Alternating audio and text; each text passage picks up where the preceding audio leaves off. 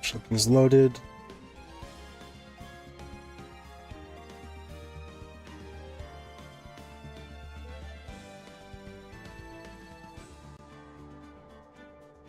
Actually, I'm gonna see really quick.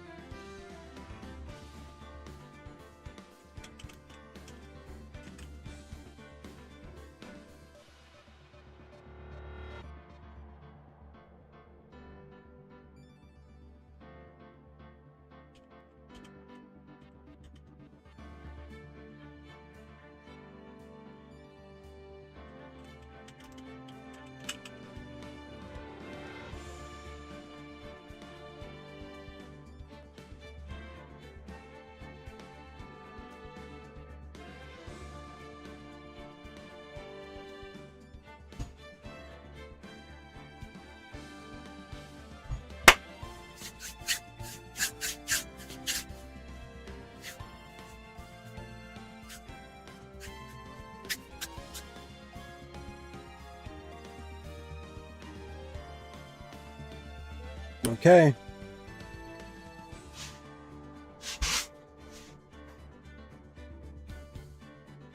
Let's get this underway, huh? No.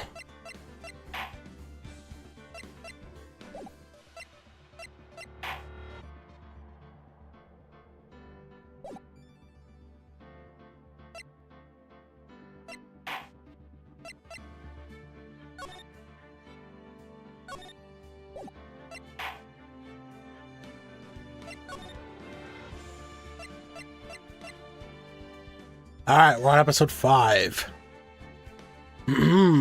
Rise from the Ashes.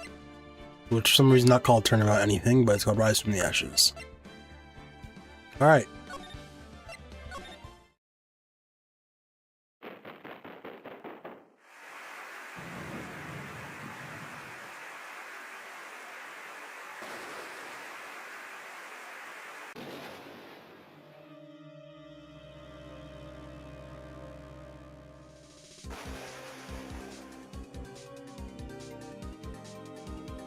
Uh-oh.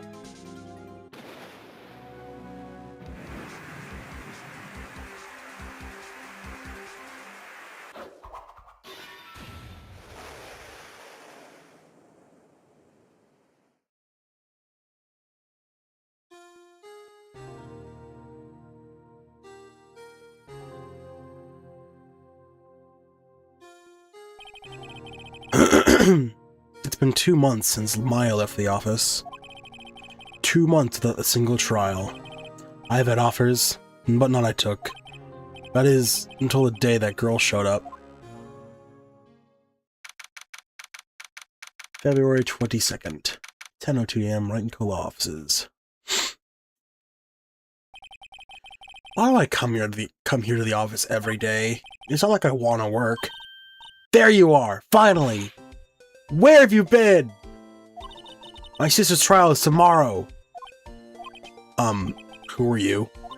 It doesn't matter who I am, it only matters who you are. The famous defense attorney, Mia Fey. About that. Oh, you're not Mia Fey, are you? I'm sorry, but Miss Mia Fey no longer works here. So you are? The coffee boy? I'm Phoenix Wright, a defense attorney. Right. Wait, you're the Phoenix Wright? The Phoenix Wright from the Edgeworth murder case? Yes, that's correct. It wasn't Edgeworth who was murdered, though. It was a relief then. You're better than nobody. I'm sorry. I'm afraid I'm not taking cases right now. But you are Phoenix Wright, right? The undefeated defense attorney? Look, I'm not accepting any cases. I'm sorry, but you'll have to try elsewhere. Please! I'm out of time!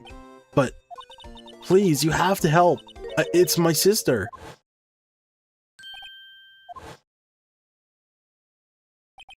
Maya?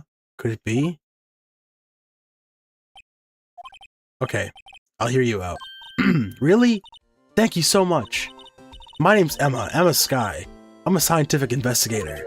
Scientific investigator? Emma, was it? So you're a scientific investigator? Yes, that's right. It's something wrong? No, it's just you seem kind of jumpy, or maybe just young? Young? I'll be 16 years old this year. Oh, I see. Wait, only 16?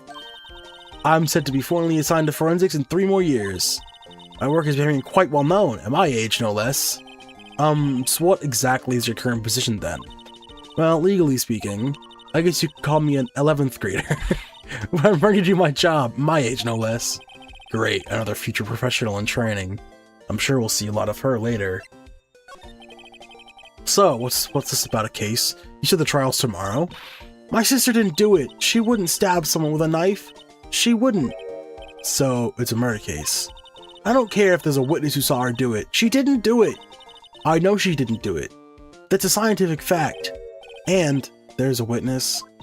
Just talk to her. You have to talk to her. Right. I suppose I will. I promised her I'd bring Mia Fey, but that's interesting. How would she know Mia? Scientific investigator. So, you want to be a scientific investigator when you grow up then? Excuse me? I'm not a child, I'll have you know. Still, it's good to have a goal, albeit a very unusual one. I believe investigations should be done scientifically.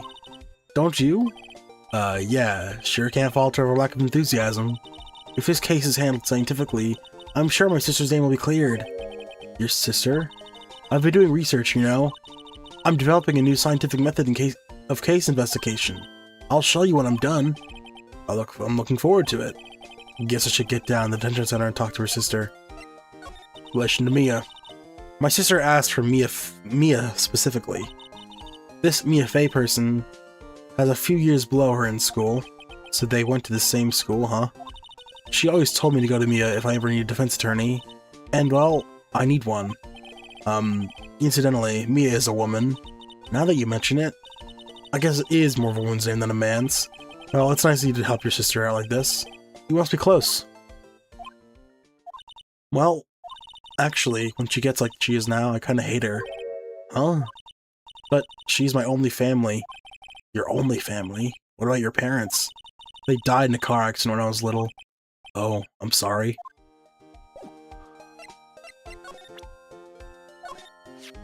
See this? It's my attorney's badge. Ah, well, I've never seen a real one before. You're the first one who's actually been interested in mine, believe me.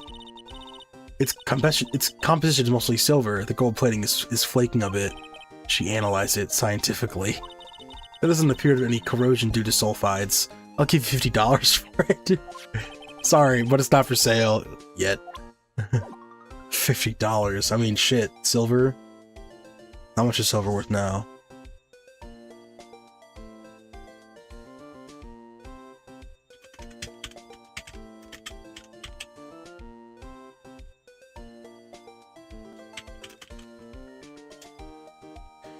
As of today, silver is trading in the high 60s to low 70s per troy ounce. Okay. Future me could do the math if he wants to. Anyway.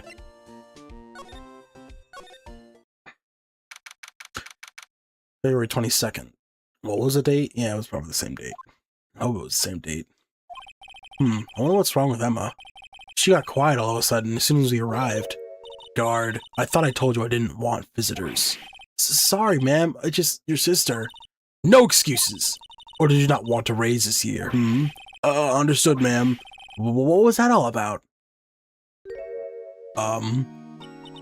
Hi, Lana. Funny. I seem to remember specifically telling you not to come here. Perhaps my memory is failing. Look, I didn't want to come here either, okay? But your trial tomorrow and you still don't have a defense attorney. I'll be the one in court tomorrow. This has nothing to do with you, Emma. Whoa. Isn't that right, Mr. Wright? Hey, how do you know me? Mia mentioned you. I've heard quite a bit. I'm sorry, what exactly is that you do? What exactly is that you do? My name is Lana Sky. I'm chief prosecutor for this district. You're a prosecutor? Another one? Two sisters, one a lawyer. Could this be a coincidence? Emma, Lana, I mean, they're just like... Is something wrong, Mr. Wright? Case. There's something you should know from the start. Which is, the suspect in this case has confessed to the crime. Huh? But the suspect is... Me. I did it. Well, Mr. Wright? Well, why don't you begin by telling me exactly what happened? The crime took place yesterday, February 21st at 5:15 p.m. That's quite specific. It was the witness deposition. A witness clearly saw me committing the crime. That was a bit of bad luck, wasn't it? The crime took place in an underground parking lot at the prosecutor's office. The body was found in the trunk of my subordinate's car. The prosecutor's office, huh? In your subordinate's car trunk? Classy. I was arrested on the spot, caught red-handed, as it were. Well, that's just great. Victim. So who was the victim? An investigator with the police department. I suppose the correct term is detective. Oh. A detective? Death was due to a loss of blood. He was stabbed once in the stomach. But by you. Death wasn't immediate, but the wound was fatal. I see. Allow me to repeat myself, Mr. Wright. The victim was a detective. You're really specifying this, detective. You know what that means, don't you? Uh-oh. What, Mr. Wright? What does it mean? Well, it means the police department will consider it a matter of pride to have me found guilty. They will use any means at their disposal to do so. This case gets worse and worse with everything I learn. Lana, so you're the chief prosecutor? That is correct. I am responsible for overseeing every trial handled by prosecutors in this district. I make sure the prosecutors have what they need to do the job, and I manage every aspect. Those are my responsibilities in a nutshell. It's an awfully large nutshell. Still, I'm a little surprised. I would think that you recognize the district's chief prosecutor, Mr. Wright. Huh? In fact, it seems impossible that you wouldn't. Lana? What happened to your hand? Oh, this? I cut myself by accident, when I stabbed him, that is. Huh? I'm not very good at being a criminal, I suppose. How am I supposed to defend this? Time to change the subject. Wait, she was in the class ahead of Mia, wasn't she?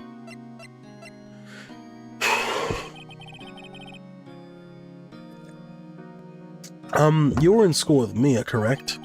A few years above her? Emma told you that too, did she? But why not? I did drag him all the way here from this office. Although it seems he has very little in common with Mia. Hey! It was in law school. I was in my 3rd year, and she was auditing the class. She was different from the other students. Different. She was strong. She'd do anything to become a defense attorney. Anything. That was probably why she was attracted to me. Attracted. She was gay. Intellectually attracted. Lana was the top of her class in school. Okay. Hey, nothing wrong with that. I was the best there was. Oh. I'm doing pretty good in school too, by the way. It sounds a bit different when Emma says it. Well, Mr. Wright. Excuse me? As you can plainly see, I am admitting my guilt. I think it's safe to say there's no way you could take this case. None. But Lana! Why? Why are you doing this to me? You never think of anyone but yourself. I know you didn't do it, Lana. I know. So how could you say you did? If I lose you, I'll be all alone. I hate you, Lana. Mr. Wright? Yes? I believe our discussion here is ended. The rest, I leave to you. You mean you're requesting my services at your defense? Don't lose any sleep over it. Your client has confessed after all. The case is over. Right, I'll do what I can to get the bottom of this. Lana has confessed to the crime, yes, but something doesn't fit. It's that look in Emma's eyes. There's something else going on here, and I'm going to find out what. I'm sorry, Mr. Wright. Huh? About what? My sister, she's not always like that, you know. I just never expected to be defending another prosecutor again. She's changed a lot.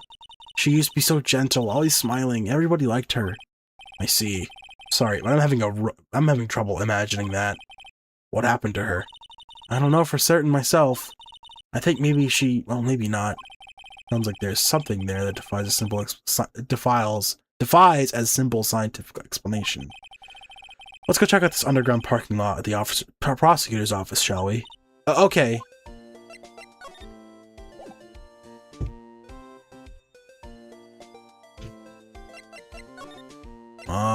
Underground parking lot. Let's see a wallet. Prosecutor's office, underground parking lot. So this is a lot where it all happened. Looks like they're still investigating. Funny that my first visit to the prosecutor's office should be like this. Hey everyone, keep up the good work! Hey, what are you thinking? Well, they were going to be my coworkers 3 years from now, after all. No harm in saying hello. Actually, there is. You know attorneys aren't supposed to examine crime scenes. I'm trying to not stand out too much here, see? Hey there! You expecting to go unnoticed to your partner? Partner? Whoa. What do we have here? Looks like a bambina got loose from the ranch is up to no good. Folks gotta learn to keep them doggies tied down, partner. Mr. Marshall? Whoa. Marshall? Looks more like a sheriff to me. Look here, Bambina. I know how you feel, but this is my gang's gold strike, see? Strike? This is our claim, our territory, with a mother load of evidence. You're fixing to mix with what's ours. You'll regret it, partner. You know what dreams like cacti out in the desert dream? You know what dreams that cacti out in the desert dream? You want to? What is this guy talking about? Now he's drinking a flask. You head home. You head along home now. Happy trails, Bambina. Was that, Ombre a friend of yours? Kind of, sort of, yeah. He's a detective. Who thinks he's a sheriff? Who thinks he's a sheriff in the Wild West, it seems. Oh, instantly. What's this? A wallet? Excuse me, officer. Wait! What are you doing, Mr. Wright? What am I doing? I just found this wallet, so I'm handing it over to the police. I don't believe it. This is real basic. Anything in a crime scene is evidence. Let's be scientific about this, please, so just put it in your pocket. How is that scientific? Sounds like theft to me. A foldable wallet at the front of the crime scene, there seems to be something inside.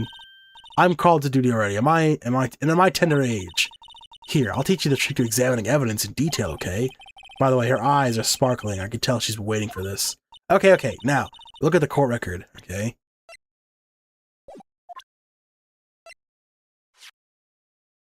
Wait. You have to be sure to examine evidence carefully on all sides.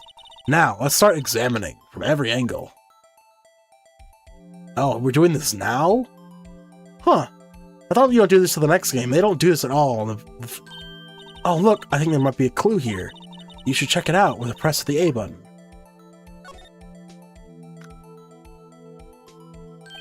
This is an ID card. Sergeant Bruce Goodman, ID number 5842189. See? Well, isn't scientific investigation useful? I guess, though I don't see what science has to do with it. Goodman's ID card added to the court record. Let's be sure to examine every piece of evidence we find. I guess I've got to be on my toes from now on. That's right.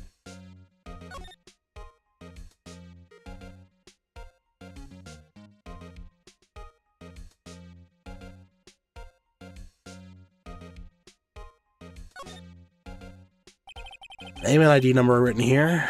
Sergeant Bruce Goodman, ID 5842189. I wonder why they only use numbers for IDs.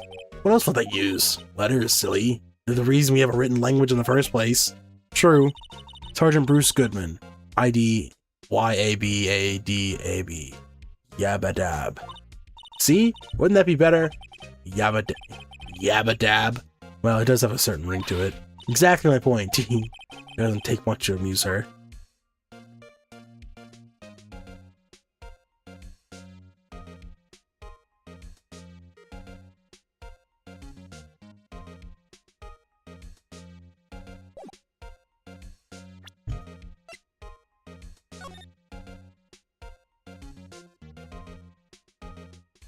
Huh. So this is what the back of the badge looks like. And I always thought it had a safety pin. Each badge has a number carved into it. That way you can tell which attorney it belongs to. You mean you couldn't lend your badge to anyone? No, I'll be found out right away. Well, that's no fun. What? Okay, hang on a minute. When did this case... Hey, thanks for the sub, Make Healer. Wonder when this case actually came out after... Because it came out after the game. So we look... When did case 1.5?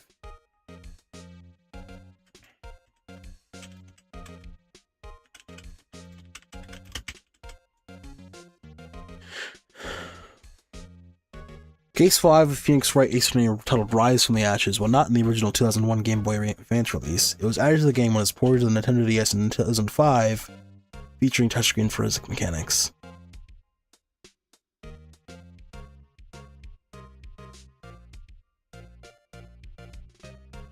And then, when did each Ace Attorney come out? 1, Game Boy Advance, the localized.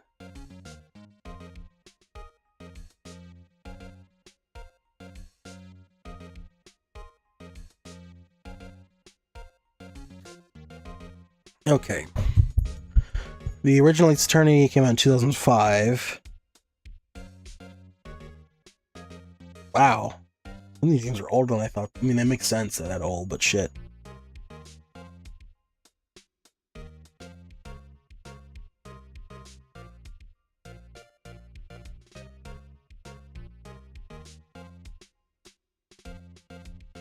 They had 2 games released in 1 year. Huh. Okay, so I guess it did come out before.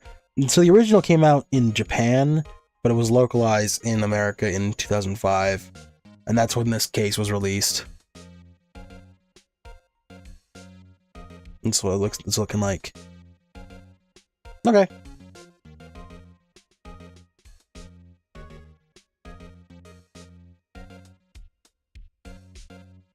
Looks really wacky though.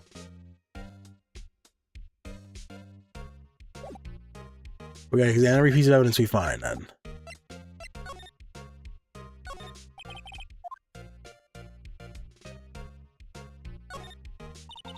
This is where the cars leave the lot. The arrow on the ground makes it more like an entrance. What are you talking about? There's plainly an exit. Or maybe it's both. Kind of a dual purpose. Aha! The theory of relativity. What? I've got to write this down. Hey, Mr. Wright? Maybe, you know, Mr. Mr.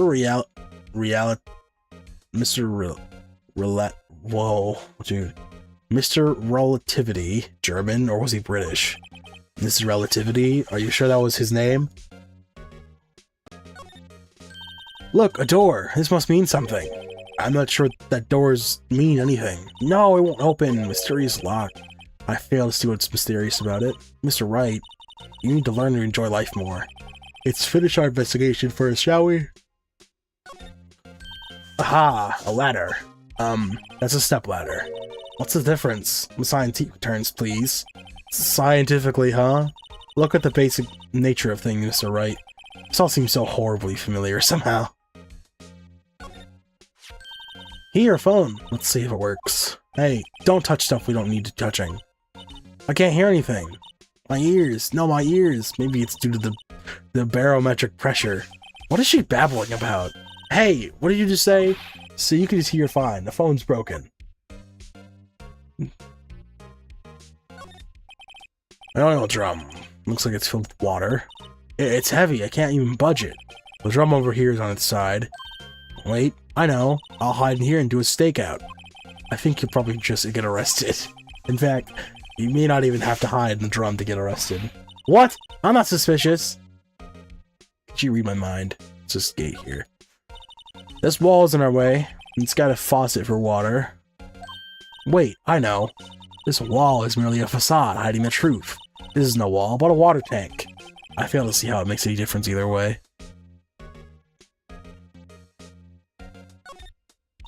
Look, a stylish glass-walled room. Very nice. You could see the whole parking lot from in there. It says security. Perhaps it's a cafe. Huh? Cafe security. Yeah, that must be it. Let's check it out later. I hate to break it to you, but that's probably just a security guard office. You know, I scored 97 on my science test the other day. Too bad they don't have a test for common sense. Which should be a thing, honestly. It's a thing here now.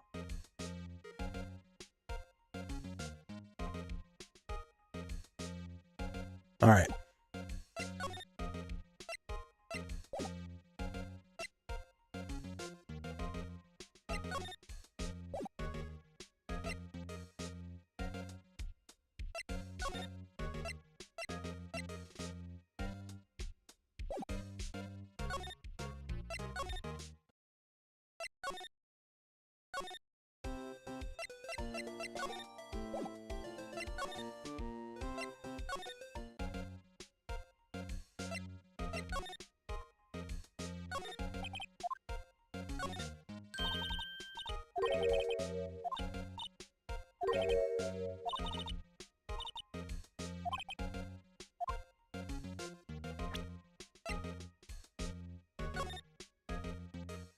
Yeah, I missed something on this card.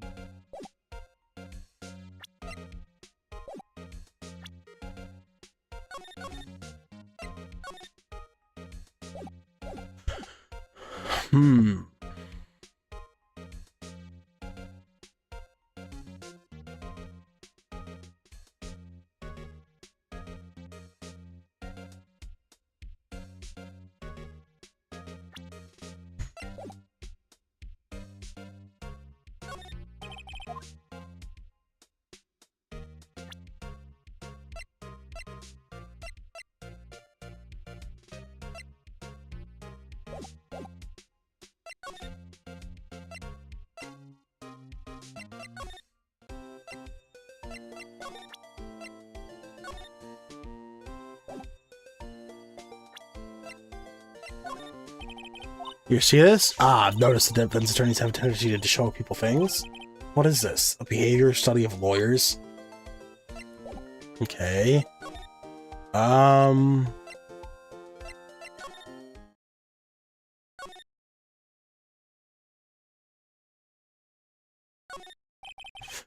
monitors the visitor's room. He's frozen in fear of the frigid Miss Lana. I'm feeling a bit chilly myself. Smile for the camera.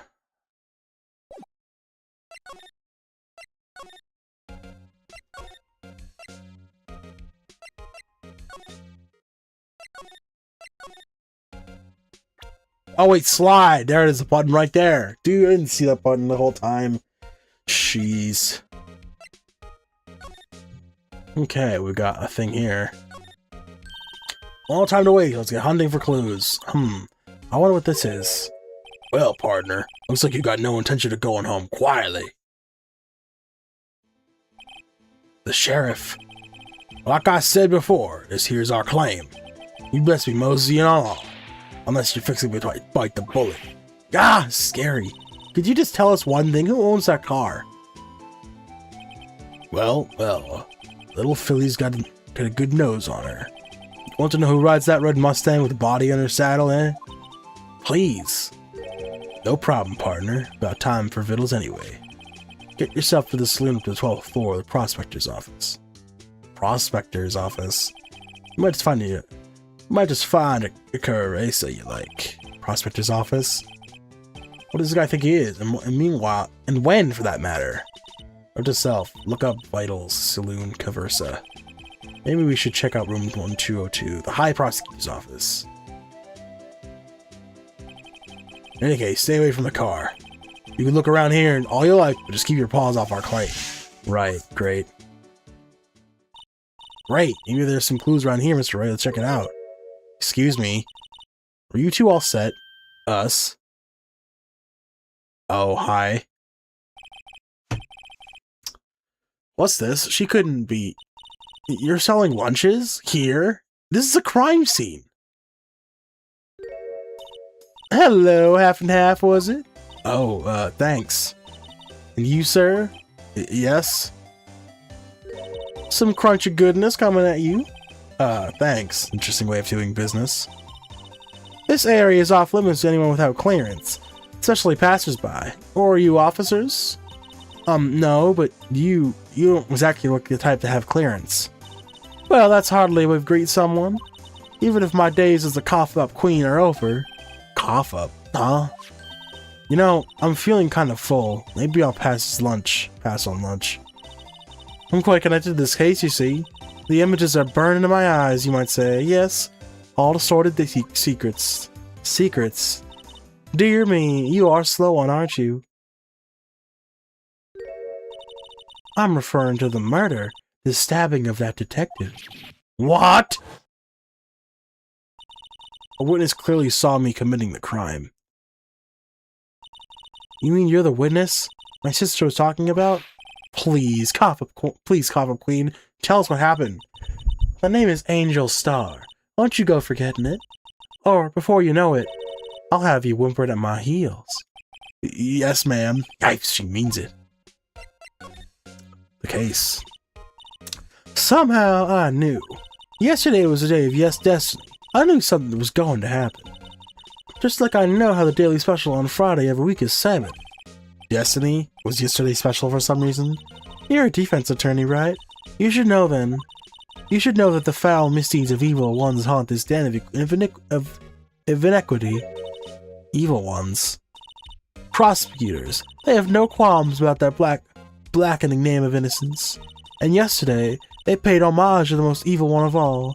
They gave an award for King of Prosecutors. What a farce. So she's saying there was some sort of prosecutors convention yesterday. I was almost compelled to lace their lunches with something foul. Do you have a personal grievance against prosecutors or something? Or is there some kind of scientific evidence of this, evil? Young miss, mock me at your own risk. You'll soon find out why they call me the Cough-Up Queen. Ew. The most heinous of all the evil ones, the one they awarded yesterday, was in his car that they found the body. Proof that he devours the evilest lunches of all. Really? Really what? I'm totally confused. One thing's clear, this lunch lady has a thing against prosecutors. What you witnessed. So what exactly was it you witnessed, Miss Star? It was a fascinating spectacle, to be sure. I now feel I know what they say when they talk about a woman's wrath. To see Lana Skye wield that knife so. Her knife flashed in anger, bringing him to a sad end. It was truly a sight to see. You mean you saw the very moment of the crime? The sound of his silvery ties to this world being cruelly cut till rings in my ears, and the rhythmic beat of Lana Skye's knife. Wait a second, you know Lana Skye? Of course. It's quite a feat becoming a chief prosecutor. How many lunch boxes of sin did she pack to make that journey, I wonder? She always travels light. Now, why would this pretty lunch lady know the chief prosecutor's name? Could we ask you a bit about yourself, Miss Star? I come here every day to sell lunches. I import only the freshest and best from Far East. For some reason, the box lunches are a hit here. Why not make the lunches here rather than import them? Did you say something? No. Only true connoisseurs can understand. Jeez. The kind you can only tell someone who's tried General Tso's trilobite lunch set. Ah, never mind, you win. I don't even want to appreciate part of a trilobite's flavor. Anyway, I come here every day to sell lunches. My boyfriend works in the security room here at the prosecutor's office. Your boyfriend? See the security room over there? The glass-walled booth. I sell my lunches, and since I'm here anyway, I drop in to see him. Means you're here anyway. I guess selling lunches is more important than romance. So this scientifically analyzed data available so far. You, Mistar, are a lunch vendor with an ulterior motive for coming here. Useful analysis. Not. Prosecutor's office.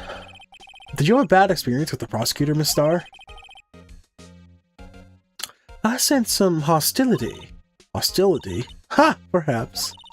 Prosecutors are all alike, and the bigger they get, the worse they smell. Kind of like a 10-day-old clams in the chowder.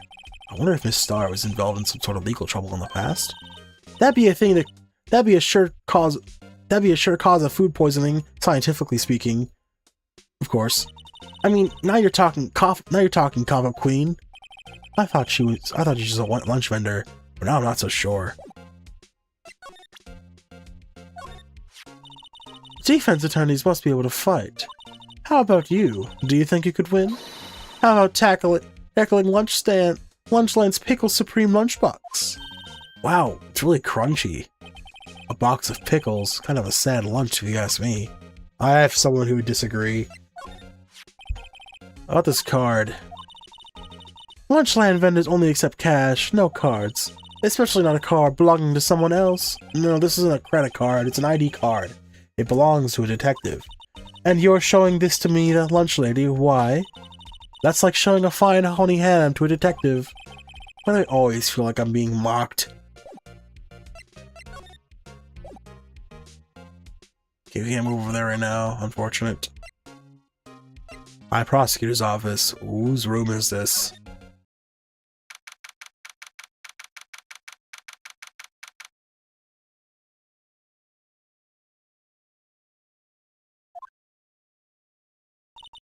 This is the kind of room that just screams, I can do the job.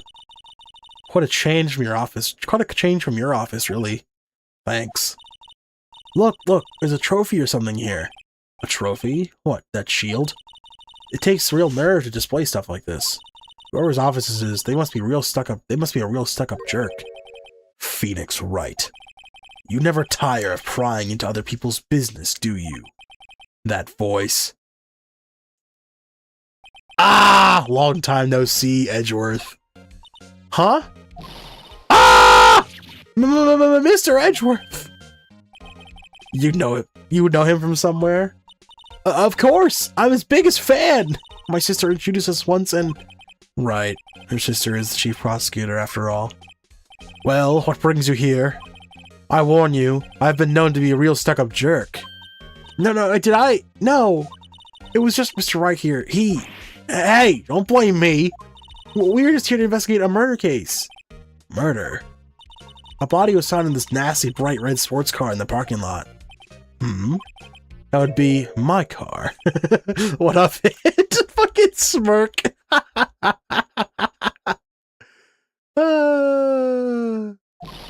What? Your car? I'll say one thing. She certainly can scream. What's up, Edgeworth? Case. So, the body was found in your car? Go ahead, say it right. You think I did it, don't you? After you went through all that trouble to help me last year, no less. His new sprite is so funny. No, we don't think you did it. I mean, it was my sister who stabbed him. Wait, no, she didn't do that. I mean, wait. So you're the chief prosecutor's little sister, then? Yes, sir, Emma Sky. It's nice to meet you again. Now that didn't sound forced at all.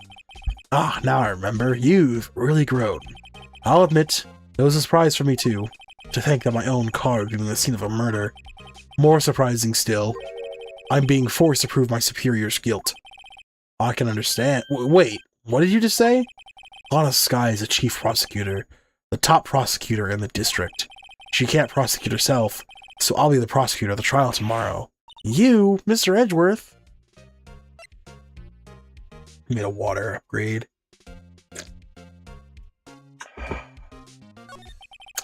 To be honest, it's a bit of a miracle I'm still here at all. What do you mean? Rumors. You've heard the rumors about me, haven't you? Miles Edgeworth. It's hard to remember a time when they weren't rumors about this guy. Forging evidence, arranging false testimony, illegal searches, you name it. Thanks to you, my innocence was established at the trial at the end of last year. However, there are some who say I'm the one responsible for the current incident. What? That's crazy. Some people need very little excuse to think ill of others. It's a fact of life, impossible to stop. Silas! I told you had a job to do outside. But some of them even go so far as present me with toys like this. They think it's funny. Toys? That bronze shield? There's gotta be a story behind that one.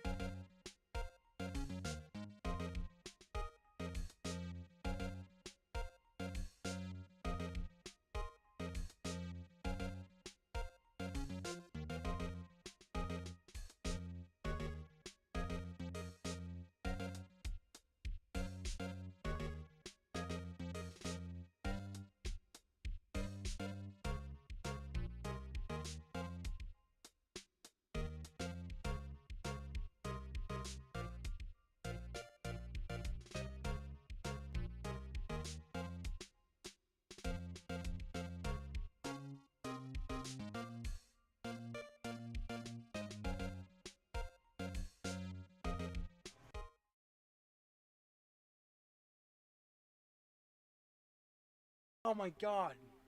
No. What the fuck?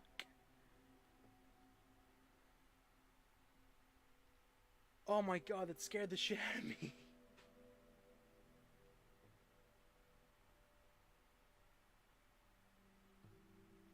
Oh, god.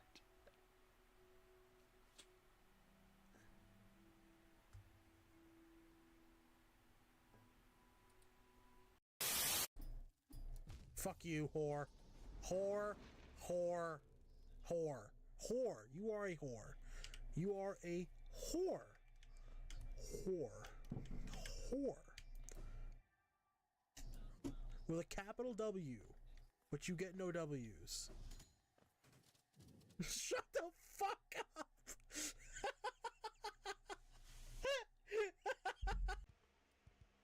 Yep, What? Hans stream moment. Wait a minute. What do you mean? What do you mean there's no... I quit Hans' stream. Aw, thank you, Apple. Yo, huge common Apple W. Yo, should we all start streaming Steal Hans' viewers? Wow. Yo, Wow. get that bread. Oh, I think that'd be fucking funny. Got some money too. You have money when a me's happiness increase. Use money for food, clothes, and other things. I should go introduce myself. Hi. I figured out how to zoom my camera now. There'll be more bits like this in the future. You're welcome. It was. I was trying to hit you. No, with my it. team's about to lose because they have no tank. This could have been You so got avoidable. another Touched all my fireballs. I'm gonna fucking kill you, dude. Stop selecting that one. Why are all of you losing to a Roy CPU? Well, they're on Oh hard, my god. but also I'm trying to kill Hans. Dude, we lost. Genuinely, we would have won if someone played tank, but nobody played tank, so we lost. This is war now. We are just fighting each other. Damn, I wanted to keep going. That was a great run, dude. That was a great run. Cleanse the non-believers. Holy shit.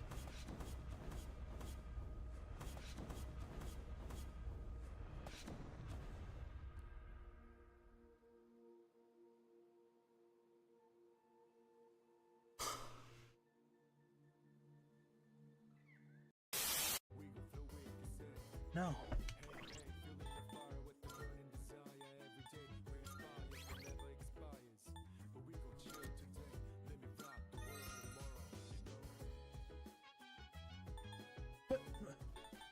What? No! Oh my god! Oh!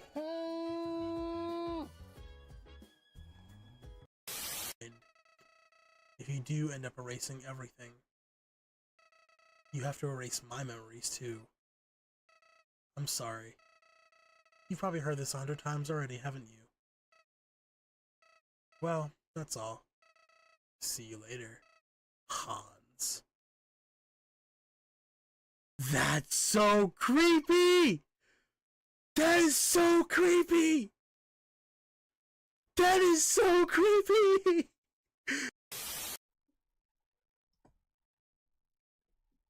Visual views are 4.5. Dog fight stream. I'm not fighting my dog on stream. I'll probably get a complaint from PETA. As much as I'd love to fight my dog, I would do it. Is that what you wanted, the fucking fan?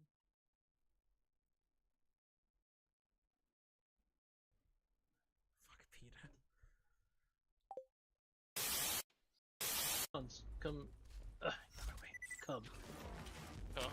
I like something better than this shotgun. I like shotguns, but this is kinda... Go in here. Going. Yeah. Look around. Welcome to the Moxie Goon Corner. Yo! see my face light up. Shit. That just that's so fucked. I don't know what to say for you.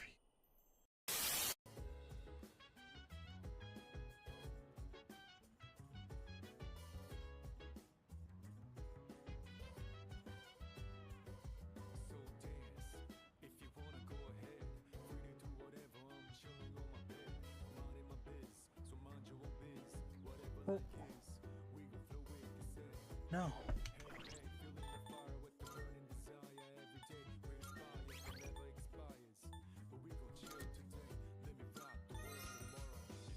There's just one less. Okay, so 23 for the first hit. Okay. And then for the second hit is also disadvantage. Oh, that's another nat 20. No way I'll get it a second. Oh my holy fuck. You're not gonna fucking believe it! You're not gonna believe it! Brother,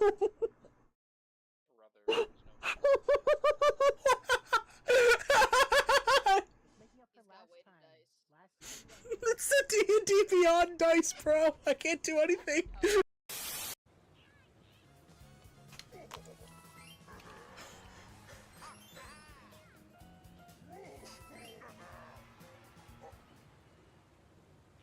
Oh my god. Give me my star back right now. Yes!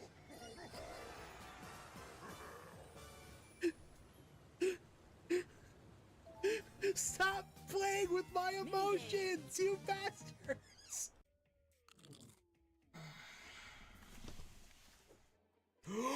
No!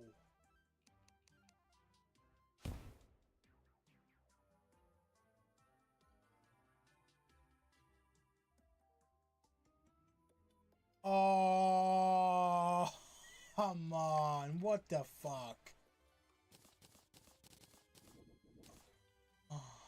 Tell me you saw what I just fucking did. Oh, there's a spider on my wall. You can exist, it's fine. You're not hurting no one. I'm not as afraid of spiders as the next guy.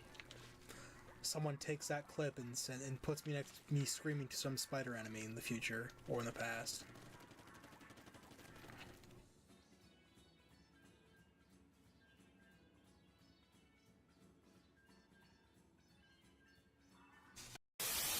No, fuck it. I'm clipping I'm that. in your No, balls.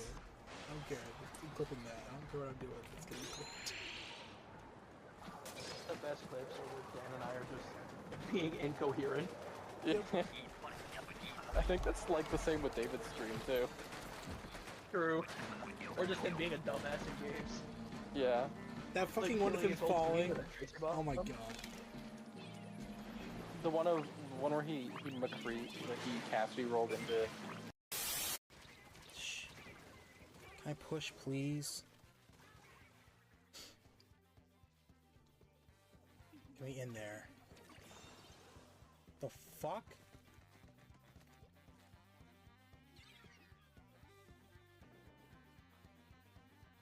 What?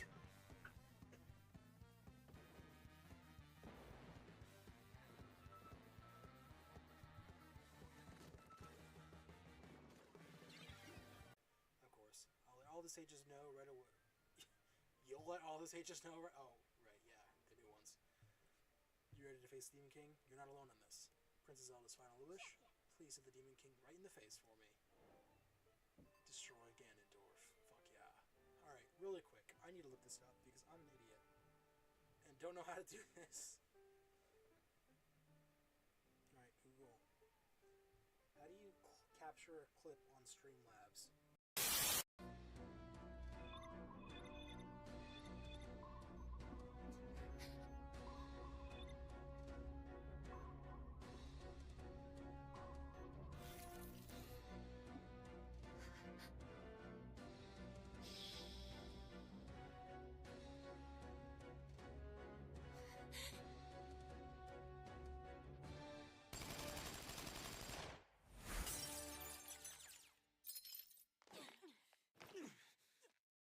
Oh my god. I guess. What? Father! Go. No way. Go, go, go, go.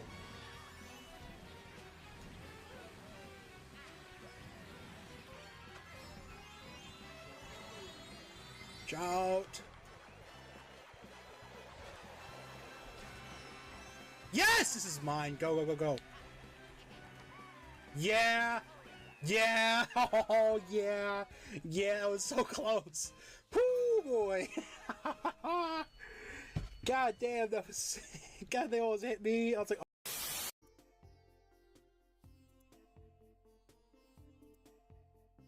3 minutes? That's ridiculous. Get it done quick. That's why I say it's in the flame. And then it's black. Perfect. Perfect marshmallow. It was a perfect marshmallow. And then it's oh so easily squishes on, and I like it.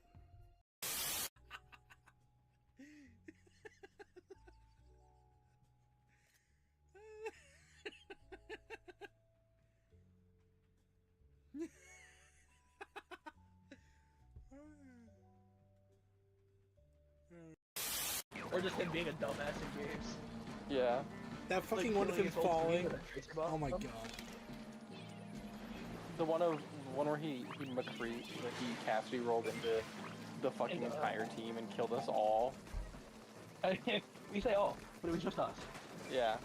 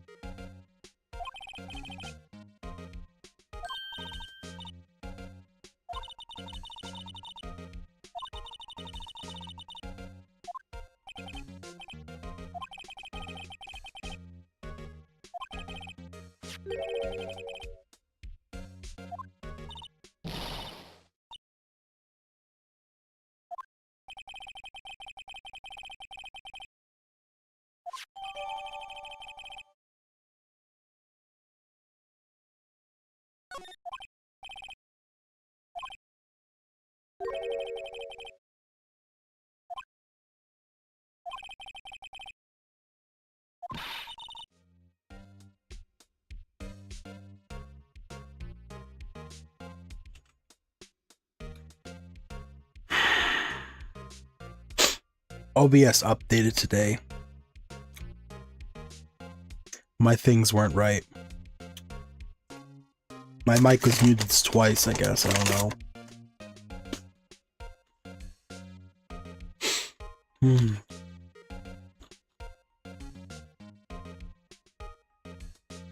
Okay. You have a strange sense of humor, Mr. Wright.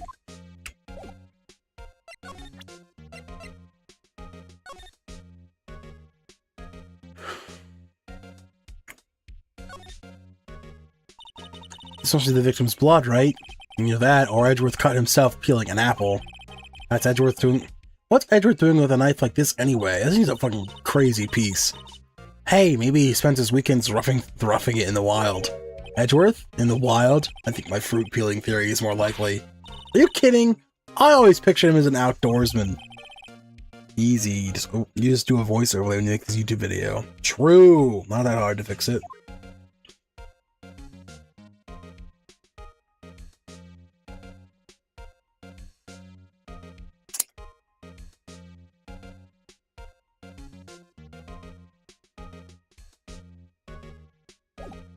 Yeah, but for this case, you can do cool things by inspecting evidence. Every piece you can inspect. You do this more on the next games, but since this is the last game, this is the last case of this year. This one game. They added this as a feature for the last case, so you can inspect all your evidence more thoroughly. Let's say like the murder, not with blood on that knife. True. Let's examine Edgeworth's office. Got a chess set here. Hey, a chessboard. I'm not too up on my chess, but looks like blue's in a bit of a tight spot. The red knights have surrounded the blue pawn. The blue pawn? Where's the king? Huh? Those horses are mounted knights. Their swords have really sharp edges. Yeah, I got that poor pawn. His head is kind of spiky. Kind of reminds me of you. Mr. Edgeworth must have been an avid chess player. What's wrong, Mr. Wright? Edges surrounding a pawn with spiky hair? Nah, it's nothing.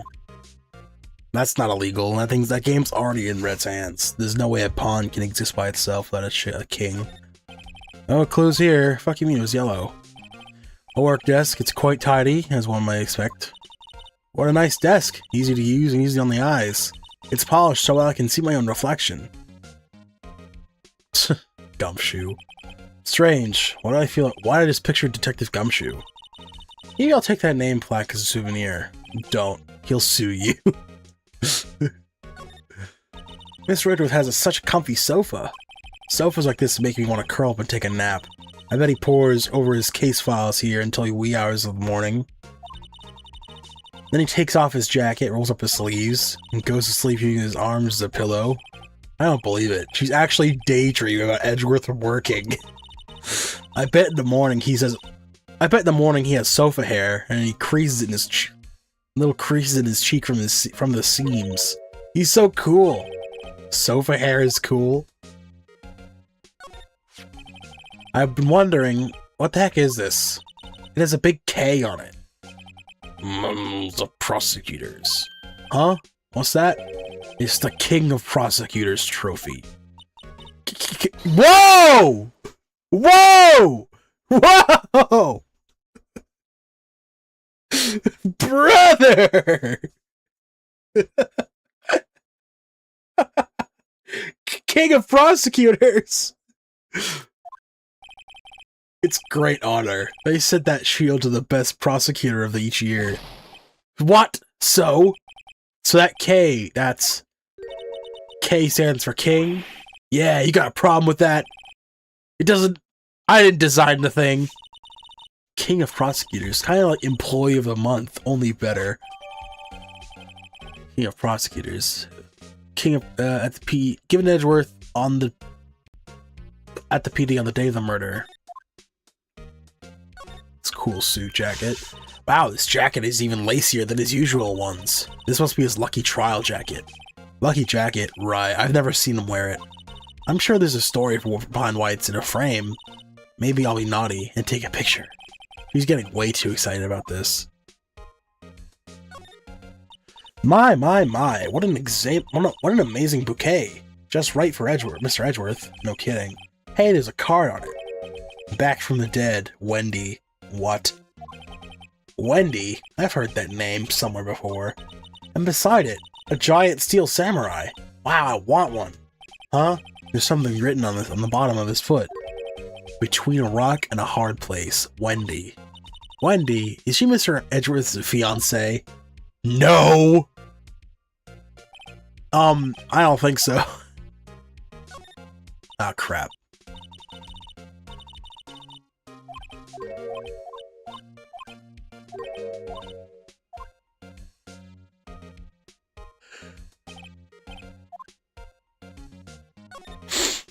Whoa! What a view! It must be nice to have an office on the 12th floor. I guess you would feel important. Incidentally, were you to jump out this window, the time until impact on the ground would be... Got it!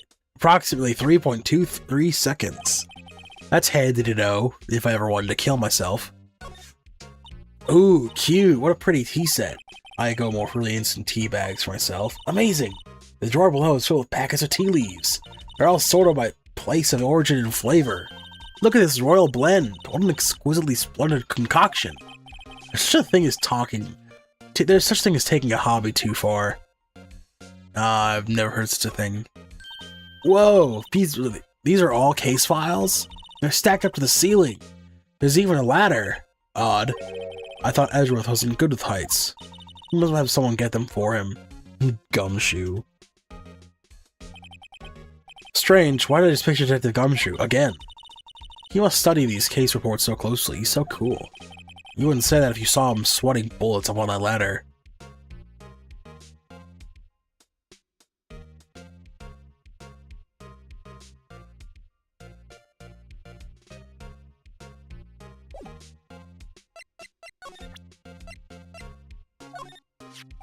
I once dreamed of being a defense attorney a long time ago. What? You wanted to be a defense attorney, Mr. Edgeworth? Yet my path was laid out clearly before me. I have no time to reflect on what might have been. Say, Edgeworth, I was wondering about this. Mr. Wright? Huh? What? Are you sure you should be showing that to Mr. Edgeworth? Oh, he'll take it for sure, won't he? I wish I could be on the same side as Mr. Edgeworth. But then my sister would be found guilty. If he sighs any deeper, I'm going to start getting depressed. It's against my policy to discuss evidence with the defense, especially with you. He doesn't like you much, does he, Mr. Wright? Nah, with Edgeworth, it's never personal. It's all about winning tomorrow. So, basically, this says you were the best of the best last year, huh? You could take that foolish grin elsewhere, right? Is straight, completely vertical. I lost a day of work to receive that travesty. Huh? Why's that? I had to go to the police department to receive that broken shield. The police department? Yes, right next to the police station downtown. You've been there, haven't you? Where Detective Gumshoe works? Yeah. I was wondering something about your shield. Why is it broken? It is broken. What does it matter? I've got more important things to worry about. Oh, right. He doesn't seem too concerned about his award, for better or for worse. Yesterday was a very busy day for the prosecutor's office. Maybe we should ask him more about yesterday? Day of the crime. Could you tell me about more about yesterday and the day of the murder? Yesterday was the annual cleaning day at the prosecutor's office. Cleaning day. Working with the police department, we sort and file all evidence for solved cases. We call it evidence transferal. Wiping your hands of old cases, in other words. Oh, another thing. The ceremony was held at the police department. There was an annual review and awards for outstanding police officers and prosecutors. And that's when you get the shield. I was at the police department yesterday afternoon. I got back here at 5:12. That's very precise. People like myself and Mr. Edgeworth pride ourselves on our precision, Mr. Wright. No, I place little faith in my memory. The only thing I trust is solid evidence. Edgeworth's parking stub added to the court record. Okay. This is the parking stub from the underground lot. Murder took place around 5:15. So the murder happened right after you got back? What, right? I'd appreciate it if you'd direct that suspicious glare elsewhere. Who are you? Excuse me, but Mr. Edgeworth, anywhere on the premises? I'm Edgeworth. What is it? I'm here, sir. The request of the chief, sir. I've got your report, sir. Report? What? Did you find new evidence in the case against Chief Prosecutor Sky? I don't like the way this conversation is going at all. Yeah, this guy's kind of wacky. Sky, sir? No, sir. The name of that kind, sir. Not in this report, sir. I think I just heard Edgeworth's lid blow. Mr. Edgeworth's lid isn't on very tight, is it? I made a clear request to the police department, did I not? I need to focus on the trial tomorrow. Don't bring me anything unrelated. Sir, sir! I am just following orders, sir. They told me to bring this to you, sir. I wasn't aware of the particulars of— Give me your name! Yes, sir. Yes, sir. Meekins, sir. Officer Meekins. Right, Officer Meekins. Take your report and leave. And good luck with that raise next month. But sir, I didn't know, sir. Poor guy. Looks like he was absent on the day they gave him brains and good luck. Right. Yes, sir. God, he caught me off guard. As you can see, I'm busy. You may leave now. Let's do what he says, Mr. Wright. The victim was a detective from the same department as that patrolman just now. Go down to the police department. You can ask more there. Oh, thanks. He seems to finally calm down at least. Alright, man. I can just double check on this. I'm busy preparing for tomorrow, and I'm not going in the mood for idle banter, especially not with you. Let's go, Mr. Wright. Fine. I'll have to talk to him when he perks up. Let me just check this out. Miles Edgeworth, 1712. This is date of the day of the crime. The murder took place 3 minutes after Edgeworth parked his car. If only he was held up a couple extra red lights, he wouldn't have been caught up into his whole affair. Perhaps. It just goes to show you never know what'll happen if you run a yellow light. True.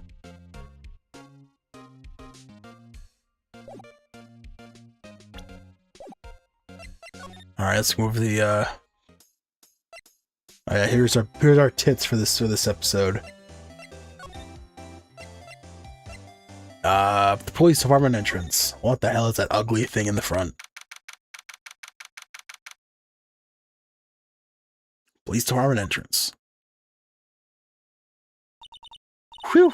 We're finally here. Why would they put the police department so far away from the prosecutor's office?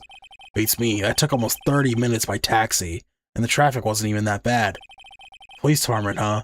Only ever been to criminal affairs next door. Hold on, what's that? Oh god, it's animated.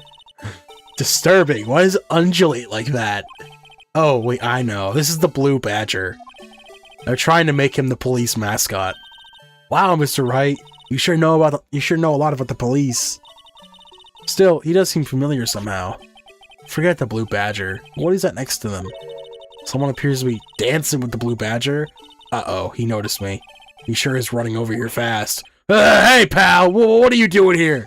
That's my line, Detective Gumshoe. Specifically, why are you dancing over there? What? Well, at least he doesn't seem to be too busy. This is our chance to get information. Hey! I'll have you know that I'm a very busy man, pal. Oh, everyone's reading my mind today. Case. I'll give you one word of advice, pal. You better not agree to defend the suspect in this case. But why not? Huh? Well, it's just that the chief prosecutor's confessed to the crime. He says that she summoned the detective to the prosecutor's office and she killed him. But what if she's not telling the truth? Yes, well, no, come on, pal. There's plenty of evidence against her. But what if the evidence was faked? Hey, pal, can I speak to you for a second? Huh? Me? Why is this little girl so peeved at me? She's a relative of that suspect. She's Lana Sky's sister. Whoa! The chief prosecutor's little sister? Just please investigate this case carefully, okay? Scientifically. Yes, sir. Oh, by the way, you might want to keep your voices down. You don't want to be overheard using words like faked. Huh? It's just a sensitive issue with us these days. So, what are you doing here, Detective Gumshoe? Me? Oh, well, nothing really. They kicked me out of criminal affairs. Detective Gumshoe, what did you do this time? What do you mean, this time? Then what happened? I know things are busy right now. I mean, with my sister's case and all. It's true. We've never had a chief prosecutor murder anyone before. Only the highest ranked people are being let into criminal affairs now. The lowest ranking guy in there is our chief of detectives. And they're not letting any of us rank and file detective in at all. None of you? I know this is an important trial, but isn't that a little odd? So anyway, I thought I'd spend the day getting the badger dance down pat. Isn't there anything else you could be doing? The chief police himself is directing this investigation, pal. And Officer Marshall was assigned the underground parking lot. Officer Marshall? I don't really think about it. Emma did seem to know that Marshall guy. That patrolman is in charge of the crime scene. It's unheard of, pal. Cedric, here's my attorney's badge. You show this to me every time we meet, pal. Real men show their police badge. Enough said. I wish I had a badge. Even an ID card would be nice. Wait. Speaking of ID cards, I found the detective's card, didn't I? Detective Gumshoe, what can you tell me about this? Huh? Hey, pal. This is a detective's ID card. You can't just keep that. You have to return it to police. People like you that get me in so much trouble all the time. I mean, Detective Gumshoe must drop his card a lot. Let's see. Bruce Goodman. Goodman. Sounds familiar. Nah, my mistake. But didn't you work together with him in criminal affairs? Whoa! Now I remember! Bruce Goodman! He's the victim! That's who I thought. Can you tell us more? Detective Gumshoe? Found in Mr. Edgeworth's car, stabbed with Mr. Edgeworth's knife, huh? What would drive Chief Prosecutor Sky to do such a thing? Oh wait, I didn't mean... I mean, sure, of course someone else really did it. Someone who must have have a grudge against Mr. Edgeworth. The car and the knife do seem a little too well organized to be a coincidence. Poor Mr. Edgeworth. What could have happened? We have to find out more about what's going on with Edgeworth. Hey, that's it. That's the king of the prosecutor's award that Mr. Edgeworth got yesterday. Were you at the award ceremony, Detective Gumshoe? Of course, pal. I got an award for diligence myself. Ah, congratulations. I was wondering, why is the award a shield? And why is it broken? Oh, there's a reason. I'll tell you what it is later. Apparently, he's forgotten. But I was proud of Mr. Edgeworth for winning that award, even with all the naysayers in the prosecutor's office. Naysayers? Must be because of the rumors. Oh, okay. So those are the same thing. Bruce Goodman and Edward's troubles. We got two pieces of text here. So this ID card belonged to the victim. He was a detective, like myself. Detective Bruce Goodman. Don't you think it's strange? I mean, why would the victim's ID card be lying on the ground where he found it? Well, Detective Goodman should have been in the police department yesterday. There was an evidence transferal for a case he handled 2 years ago. Evidence transferal? Mr. Edgeworth mentioned that too. But Detective Goodman was killed at the prosecutor's office. Well, that's the thing. It's hard to say this, but word is that Chief Prosecutor Sky called him out there to get to the parking lot. Lana's confessing as much. Edgeworth's troubles. He's in a tough spot again. Again? Bang. Well, it all started with the murder of that defense attorney, Hammond. Yeah, we know. But Mr. Edgeworth was found innocent. Listen, pal, there have always been rumors about Mr. Edgeworth. Forging evidence, making deals with witnesses.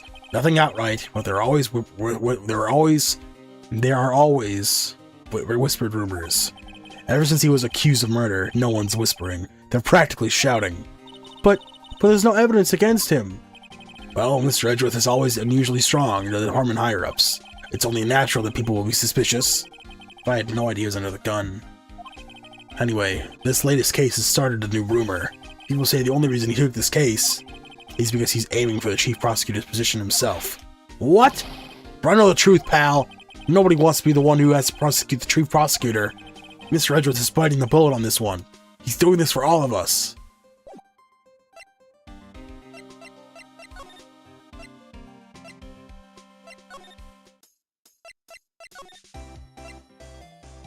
Actually,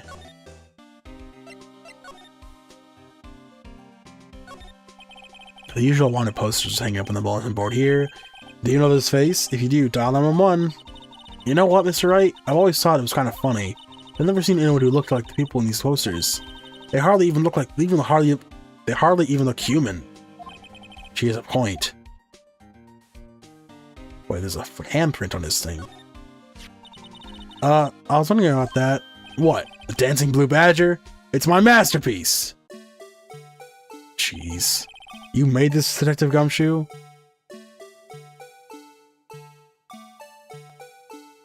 There's a handprint on him. And he's taped. And his eyes are a little fucked up. The chief threw together some designs and I just did my thing, pal. Nice work. It's battery powered, so it can go anywhere. There's no switch, so it just dances and dances till the batteries die. Poor Blue Badger, fated to dance until he drops. Blue Badger panel. Work of art, designed by the chief detectives and created by Detective Gumshoe. And that's all I know about that. I'm not officially on the case, you know. Thank you. Aren't you handling the case, Detective Gumshoe? We met the guy who is. What's his name? The guy in the parking lot? That'd be Officer Marshall. He was appointed directly by the chief of police.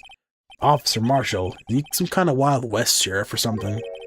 No, Jake Marshall's just a regular officer. From West LA.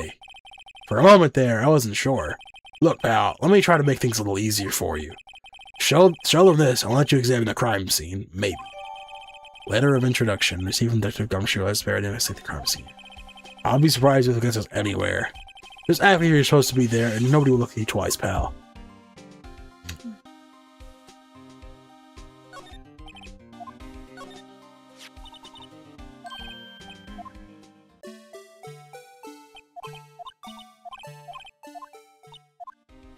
No!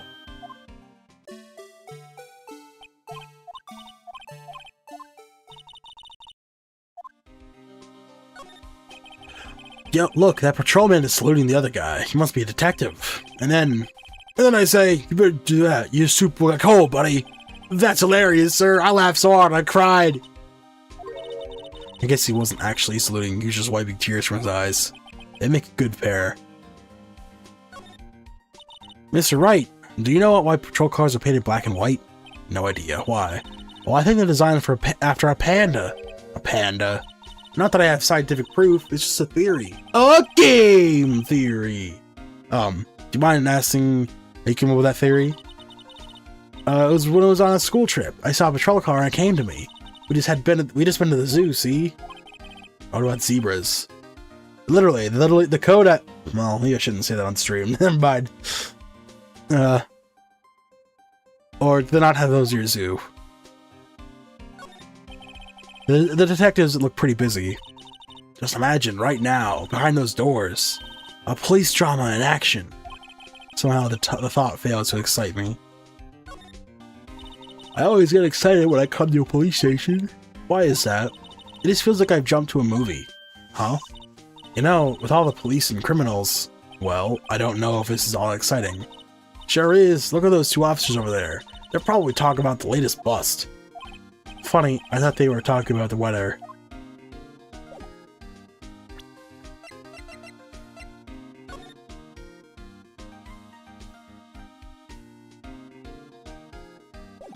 Huh.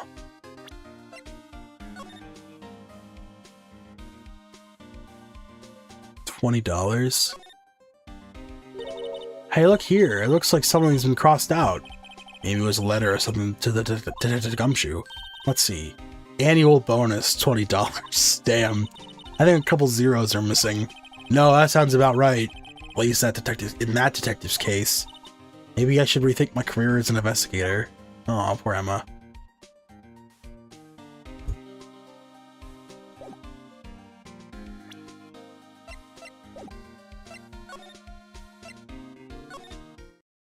Alright, now that you have the letter, you can probably get somewhere with this case. Looks like the investigation is still going. I have to be getting back to the shop. Sorry, looks like I'll be stuck in this pit till the sun sleeps. I'll see you in my dreams then tonight, baby. Oh, still here? Hello. Why the surprised looks? Didn't I mention? I've got a boyfriend in criminal affairs, too. What happened to the security guard? Hey, what's wrong, Bambina? You're looking like a doggy that's lost its herd. Jake Marshall. Strange guy they put in charge for crime scene. How is he still shaving? He's shaved 4 times now.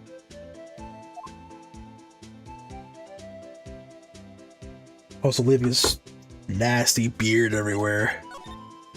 On the victim. There's something I want to ask you. The scene of the crime, the cold grave for men who've lost their dreams. And me, I watched over them as they sleep, and dreaming of the deserts and harsh judgment. He's asleep. Well, should we show this hopeless case? Well, should we show this hopeless case something to catch his interest?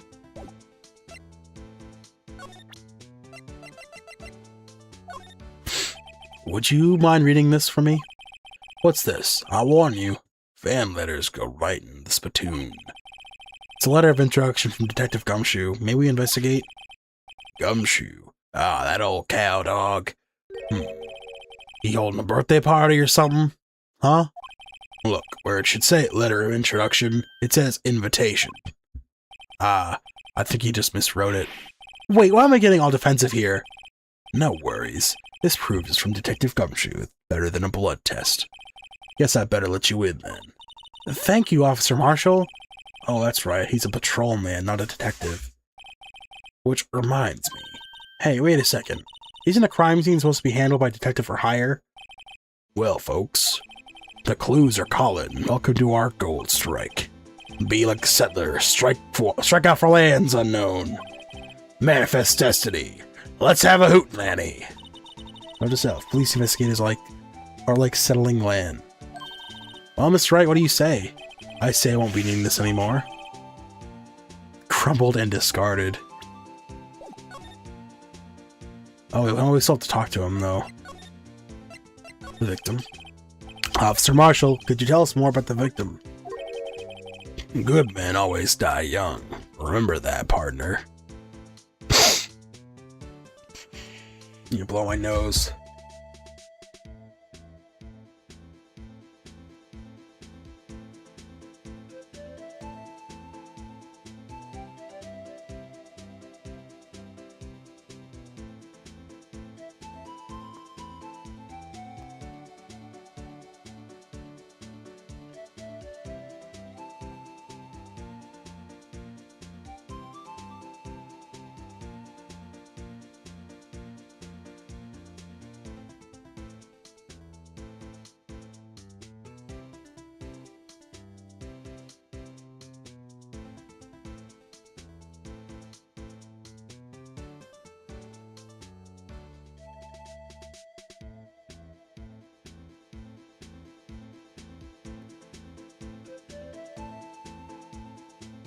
Okay.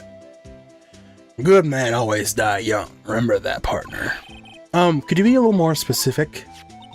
Bruce Goodman. He was a detective, right? He's... Ugh.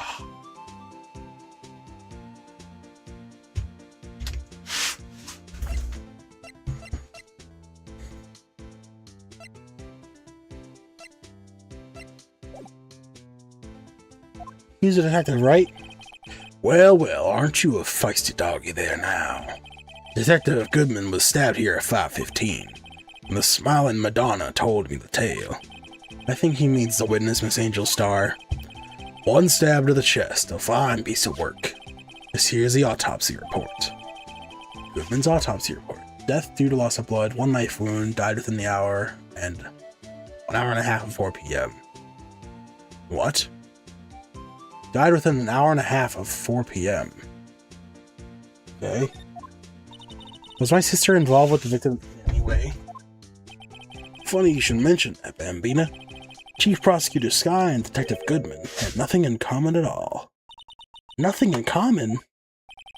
They apparently worked together on a case a few years back, so there's no motive. Goodman wasn't particularly a gifted detective. That's one reason why he didn't do much work on the Chief Prosecutor. But my sister called the victim here on the day of the murder, right? Here to this parking lot? So it seems, like calling an unarmed man to a shootout at high noon. I don't mean any offense, but Officer Marshall, you're a patrolman, right? Not a detective? You calling me out? They shoot you for that in Texas. Huh? I was one of them fancy shoe detectives till 2 years ago, to tell you the truth. Oh, really? Now he tells me. But you're a patrolman now. How could you be in charge of a crime scene? Nothing gets by you, does it, Bambina? So why are you here in charge? No reason. We're just short on hands right now. I'm keeping an eye out for the meantime. So that's odd, though. Detective Gumshoe was saying he had nothing to do. Nothing important, at least. He's nothing but a sad old cow dog. Can't find his tail. Maybe it's because he runs the Edgeworth, eh? Edgeworth? That cow dog's been kicked out of this kicked out of this cattle run by order of the chief of police. Just, he didn't realize it yet. Detective Gumshoe kicked out of the investigation. Let's go who are here and then we'll present stuff. Alright, what is this? Is this a phone? This looks like a cell phone. Scientific analysis would suggest this belonged to the victim. I can't think of anyone else who could belong to. What's so scientific about that? Should we check it out? Check it out. Right, let's check it out.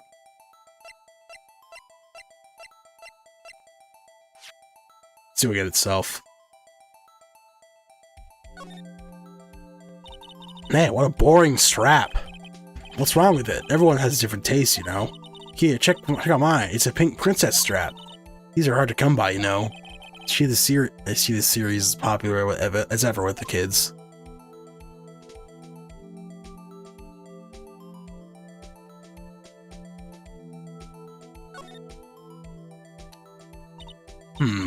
This phone's still on the redial screen. Redial? Mr. Wright? Most phones keep a record of all calls you've made and received. You just press the blue button and display the last number you called. Convenient, isn't it? I'm surprised you didn't know about it. Sorry to disappoint you, but I don't even know about things like a redial. Huh? Oh, I'm sorry.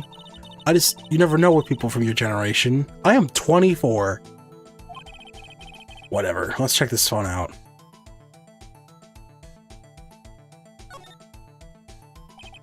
Now to see who the owner of this phone called last.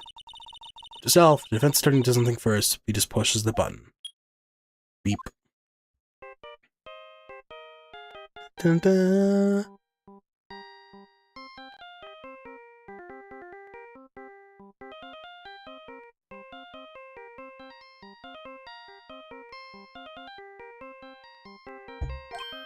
Hey, that song! I know that!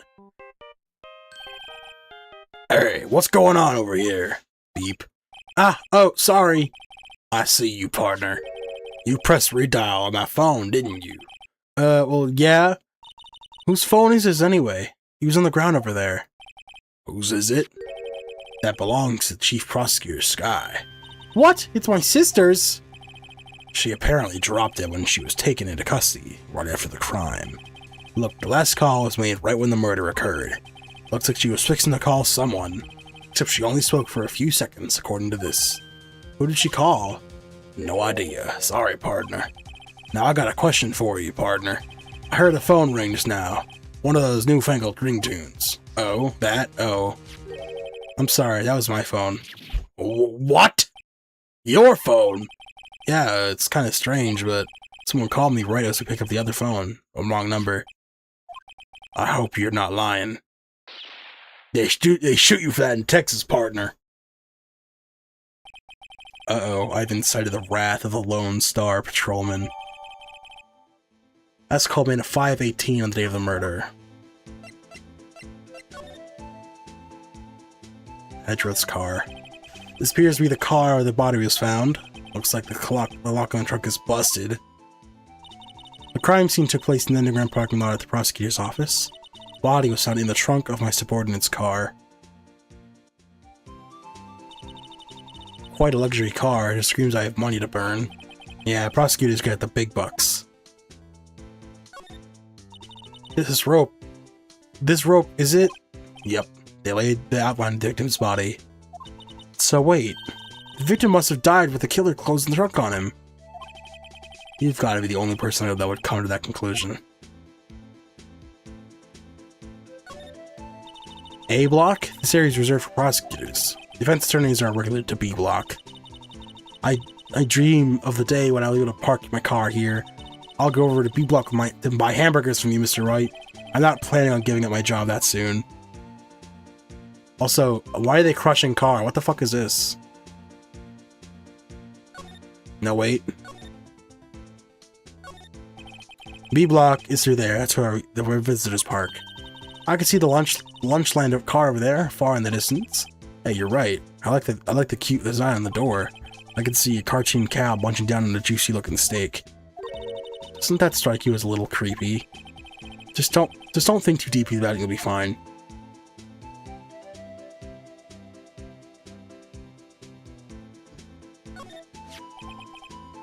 What's this? Looks like a note of some sort.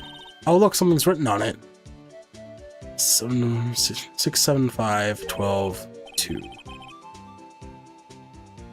You're right. Let's see. 67S. Oh, S.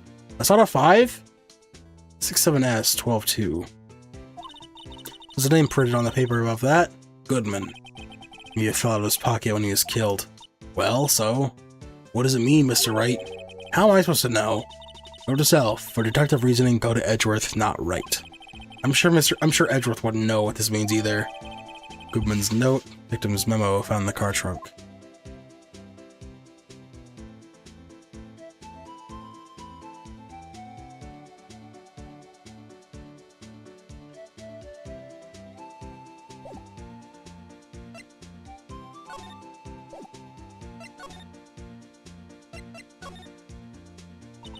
So, there's no connection between Detective Goodman and my sister?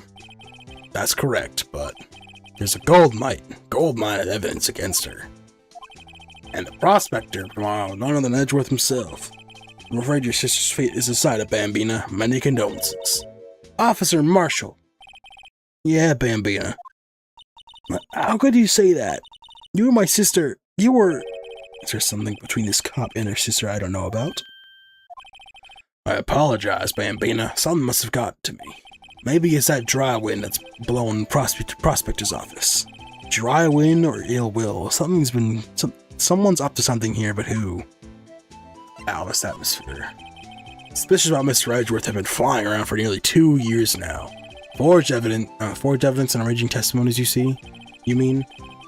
He was unbeatable because he did whatever it took to win. Unbeatable, that is, until he met you. But rumors are just rumors, aren't they? These are prosecutors we're talking about. Evidence is everything to them. If you follow the rumors about Edgeworth into their source, you find one person. But they're off limits. Untouchable, you might say. One person? Who? I hate to say this, but it's your sister, Bambina. Chief Prosecutor Lana Sky. What? My sister? Edgeworth couldn't rustle all those cattle by himself. Some people load their guns with bullets, some people load them with deals. What? You're saying Edgeworth is making deals to win trials? With his gunshots, there's bound to be bullets. That's what old-timers say. There's a big old secret hidden around here somewhere. Everyone knows it. Is that why Detective Gumshoe was taken off this case? Did they target him because he's closest to Edgeworth? So, well, how are you doing? How are we doing, Mr. Wright? I guess we got some clues. We have an autopsy report, a note from the victim, and a cell phone. So what do you think we'll be okay? Well, the only thing still bothering me is that Lana's confessing to the crime. She says she did it. No problem. I can guarantee that she's not the criminal. Oh, by the way, Emma? Yes? I know that song with your phone. I know that song your phone plays and it rings. What? It's a Steel Samurai theme song, isn't it? That popular TV show for kids. The phone that rang earlier wasn't mine. It was yours. At 5:18, just after the murder took place, your sister called you, didn't she, Emma? I'm sorry. Can you tell me what she talked about? She hung up right away. I see. The cell phone I repeated in the court record. Last made a call to her sister Emma at 5:18 of the day of the murder. The detective was murdered, and the suspect was the top of the prosecutor's district. I've got a bad feeling about this. Like, maybe I still don't know everything that went down here. Trial time.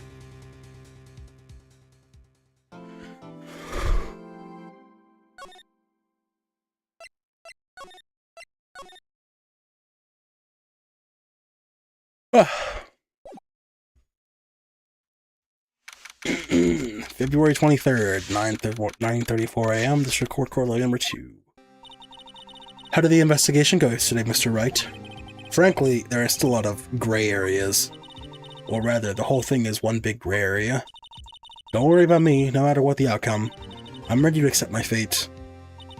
I believe in you, sis.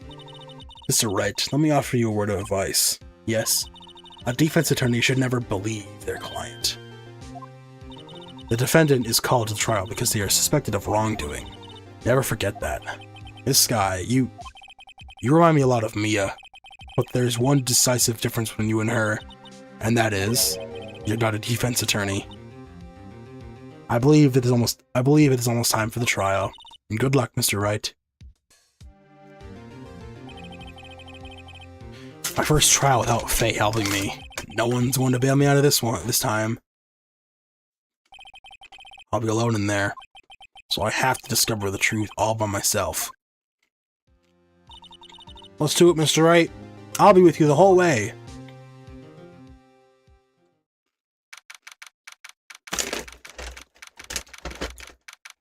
Number 9? What?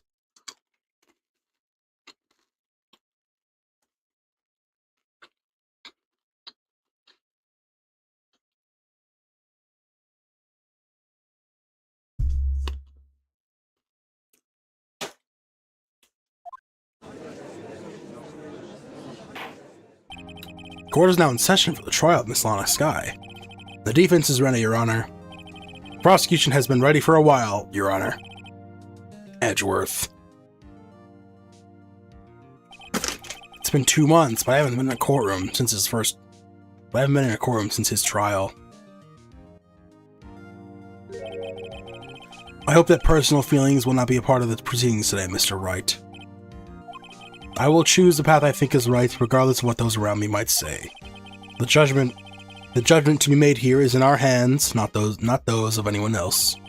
Very well, Mr. Edgeworth, your opening statement, please. Chief Prosecutor Lana Skye has committed an unpardonable crime. Not only this, but she was rash enough to commit it in the prosecutor's office plot. Wow. He's much more forceful in person. I suddenly feel like confessing to everything. However, she will now pay for her rashness with her life. There was a witness to her crime, a professional witness. Well then, call your first witness, Mr. Edgeworth. Prosecution calls its first witness, Miss Angel Starr, to the stand. The cough-up queen? Not the detective, not the officer? Does it explain the case? Haven't I seen you somewhere? You ordered the caviar lunch, right? Oh, caviar! I've never eaten caviar before. The judge is really wolfing it down. And for you, I have the Fiesta Bowl. Thanks. Will the witness state her name and profession? And you, sir? Did you order the fingerprint lunchbox? It is too early for lunch. Your name and profession, please. Well, Your Honor, how does it taste? So this is why everyone raves about caviar. It's so tasty it hurts. I always thought caviar would taste like pickled tapioca. What the heck does pickled tapioca taste like?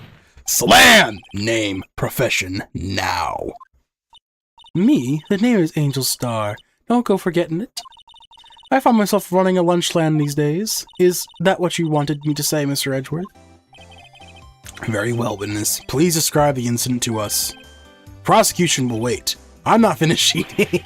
Hurry it up! Very well, Mr. Edgeworth. As you know, we usually call the police to provide a description of the crime. And yeah, Your Honor. Your Honor, as Mr. Edgeworth has said to the court, I am a professional. Huh? What exactly does that mean? Until 2 years ago, Miss Angel Starr was a special investigator with the police. She was a first-rate homicide detective. What? Miss Starr was a detective? Aha! I know who you are. Cough up. Cough up, Queen Angel Starr, Your Honor. Long time no see. Very well. You may continue with the description, Miss Star. Just who is this lady? Yeah, I might have the court's attention over here. The parking lot off the prosecutor's office is divided in 2 blocks. A block is for the prosecutor office personnel. B blocks are visitors and clients. A chain divider separates the 2 blocks. I suppose I just keep visitors from taking prosecutor spaces, yes? Crime scene took place by a car in the back of A block, the car's trunk. The killer stabbed the victim with this knife and went to drive the body out. Unfortunately for her, there was a witness, and arrest was made on the spot. And who was this valiant witness? Why, it was me, Your Honor. Parking lot floor plans led to the court record. Witness, did you see the very moment of the crime? Of course, Your Honor. Immediately after that, I apprehended the chief prosecutor. It seems rather cut and dry, doesn't it? Well, Mr. Wright, I can't agree on the principle, Your Honor. I can't agree on principle, Your Honor. It seems that some poor losers are unwilling to accept the truth, Your Honor. Shall I proceed to crush what little hope they have remaining? If you can, give them your worst, Miss Star. Wait, are they talking about me? The witness account. Somehow, I always knew a day like this would come. I was on my way to deliver a lunchbox to my boyfriend. When I sensed something, perhaps it was my finely honed detective's intuition at work. Though, through the wire fence, I saw the chief prosecutor standing next to the garish car. The chief prosecutor was holding a knife in her right hand. Then, she thrust the pointing tip of the knife into the Goodman's chest. Bringing the lunchbox to your boyfriend, how touching. As you can see, there's no room for doubt. I want to know.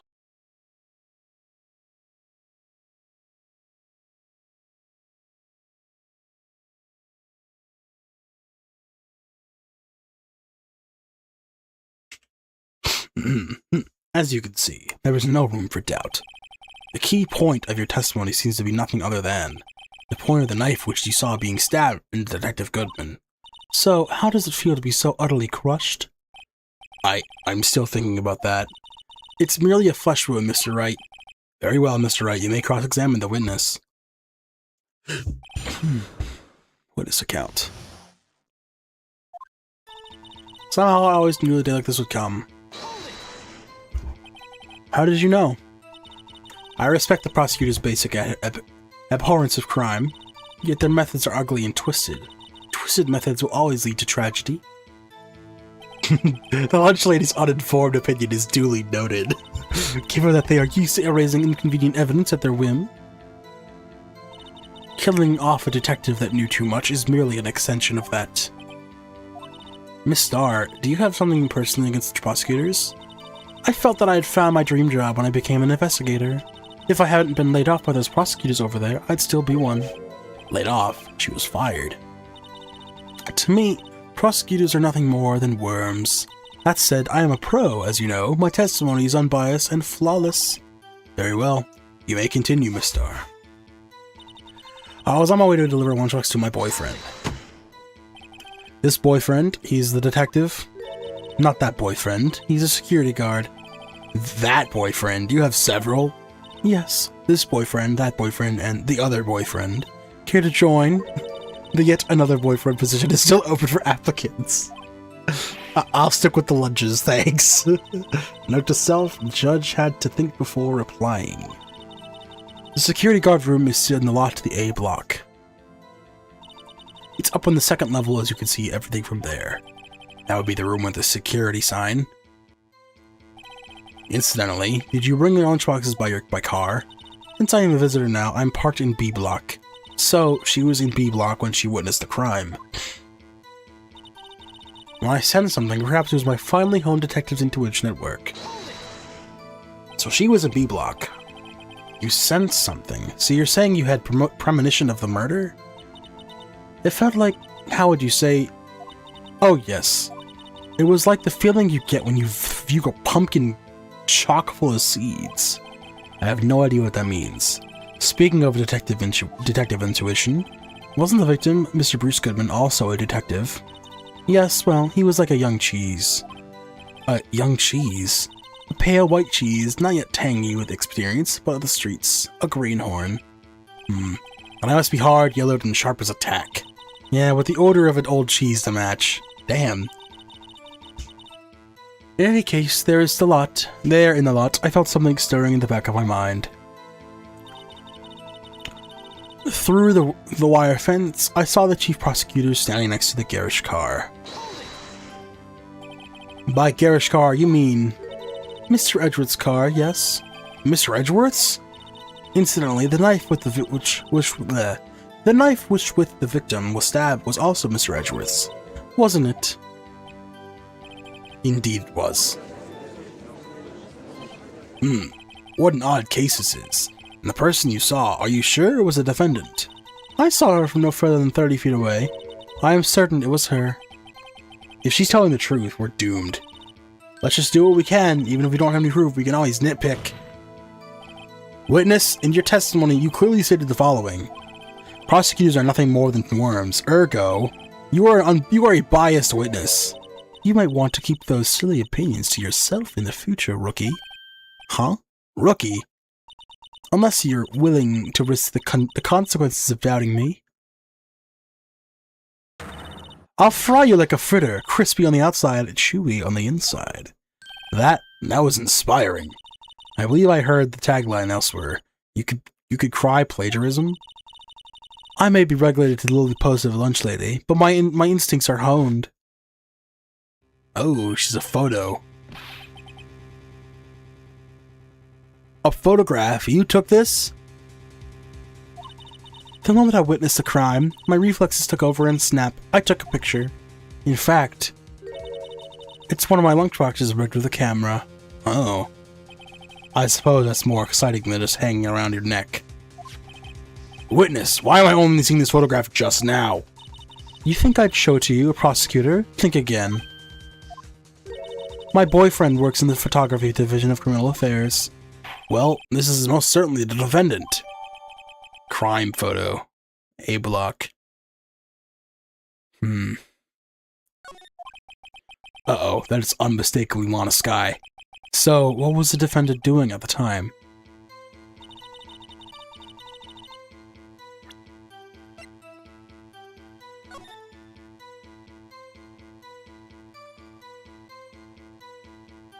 The wall, yeah, the barrels. One's knocked over, but that one's not now.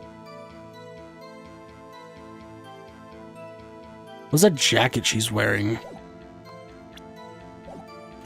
Chief prosecutor was holding a knife in her right hand.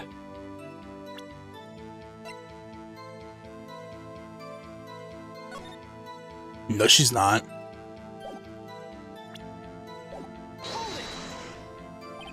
Tell me more about this knife that the suspect was carrying. Well, I'd say the blade was about 4 inches long. Is that right, Mr. Edgeworth? It's your knife, after all. Yes, that's about right. Prosecutors are, by nature, well versed in the location of a man's vital organs. I'm sure it was easier than boiling an egg for my egg salad surprise set. You can't testify as to your ability to kill an egg. I'm your person. Perhaps chicken salad would set women more a better metaphor. So the defendant was holding a knife. What then? And she thrust the pointy tip of the knife into Detective Goodman's chest. Then tell the court why you didn't try to stop this crime. You did see her raise the knife to strike, no? The defense has a point. Unfortunately, by the time I realized it was going on, I was already too late. Too late? Yes. The next moment, the chief prosecutor brought down the murder weapon. I see. That jacket looks like Emma's. It's only a flesh wound, Mr. Wright. We can make it. You said that before. Anything else? Scientifically speaking, what Miss Starr's testimony is flawless. Sounds pretty fatal to me. What do we do? Is this it? Is my sister guilty? Let's just keep our heads cool and press the witness a bit, shall we? For some reason, having her panicking makes me calmer. Don't smile like that! Okay. So... To my friends, I saw the chief prosecutor standing next to the garage car. The chief prosecutor was holding a knife in her right hand. No prints.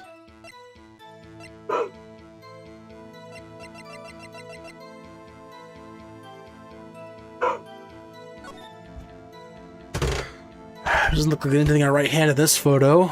She is wearing gloves, so that makes sense why there's no prints.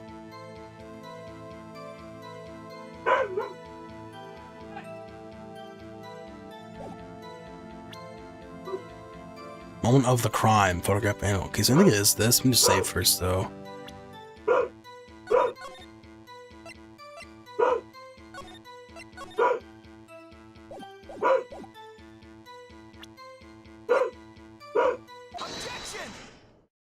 That was easy. And you witnessed this? You saw Miss Sky stab the victim with a knife? As I've already said, yes. I swear to my finest salmon swirl lunch. I'm sure that is a fine lunch. But, isn't that odd? Look at this photograph. This is the photograph you took the very moment of the crime, is it not? And why is Miss Sky not holding a knife? Mr. Edgeworth, your thoughts? Objection.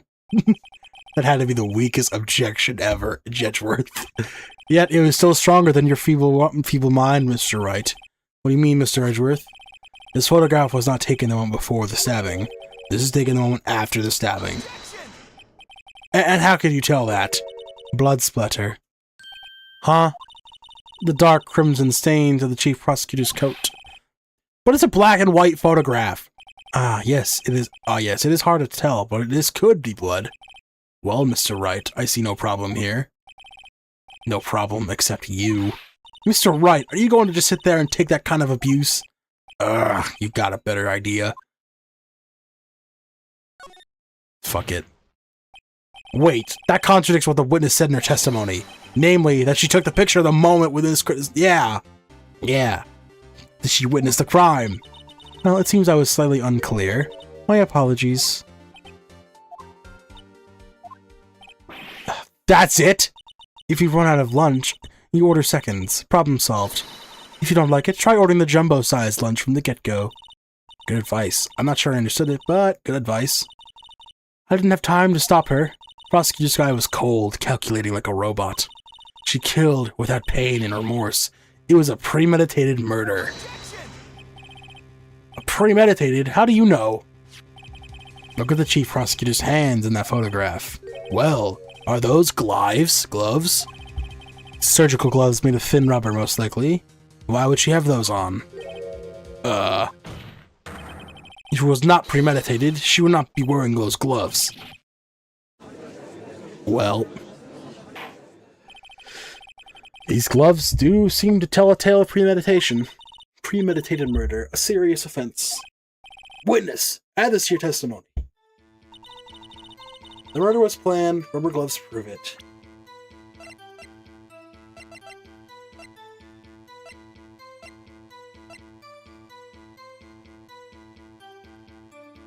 December 2nd, 7-5. Yes.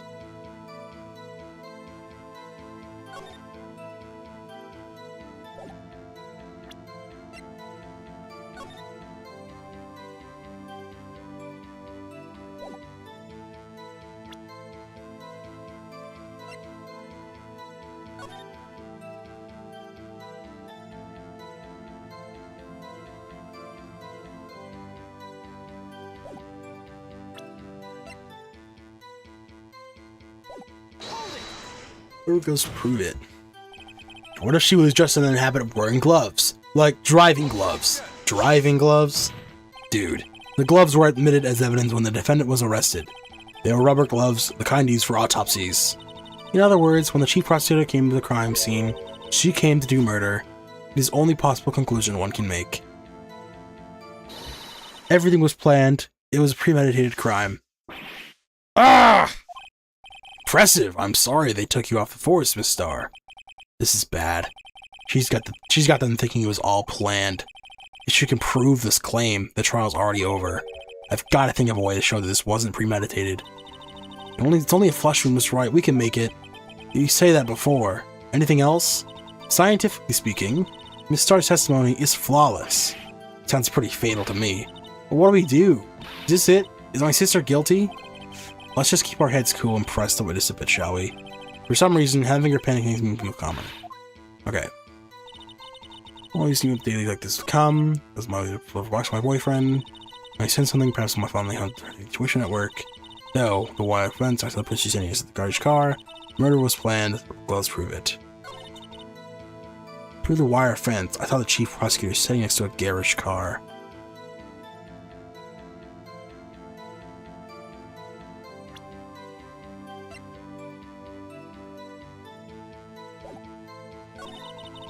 The murder was planned. The rubber gloves prove it. Murder was planned.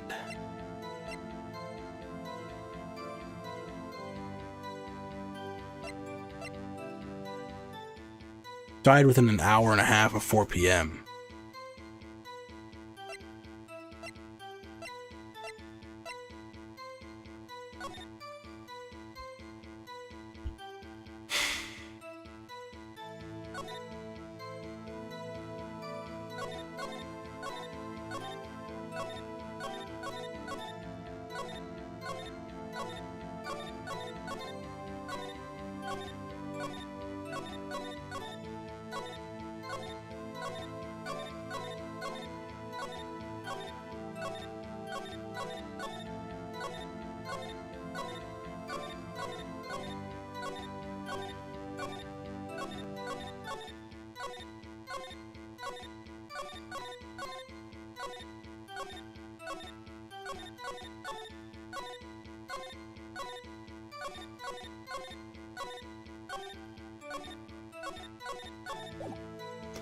Huh. How would you show this wasn't premeditated?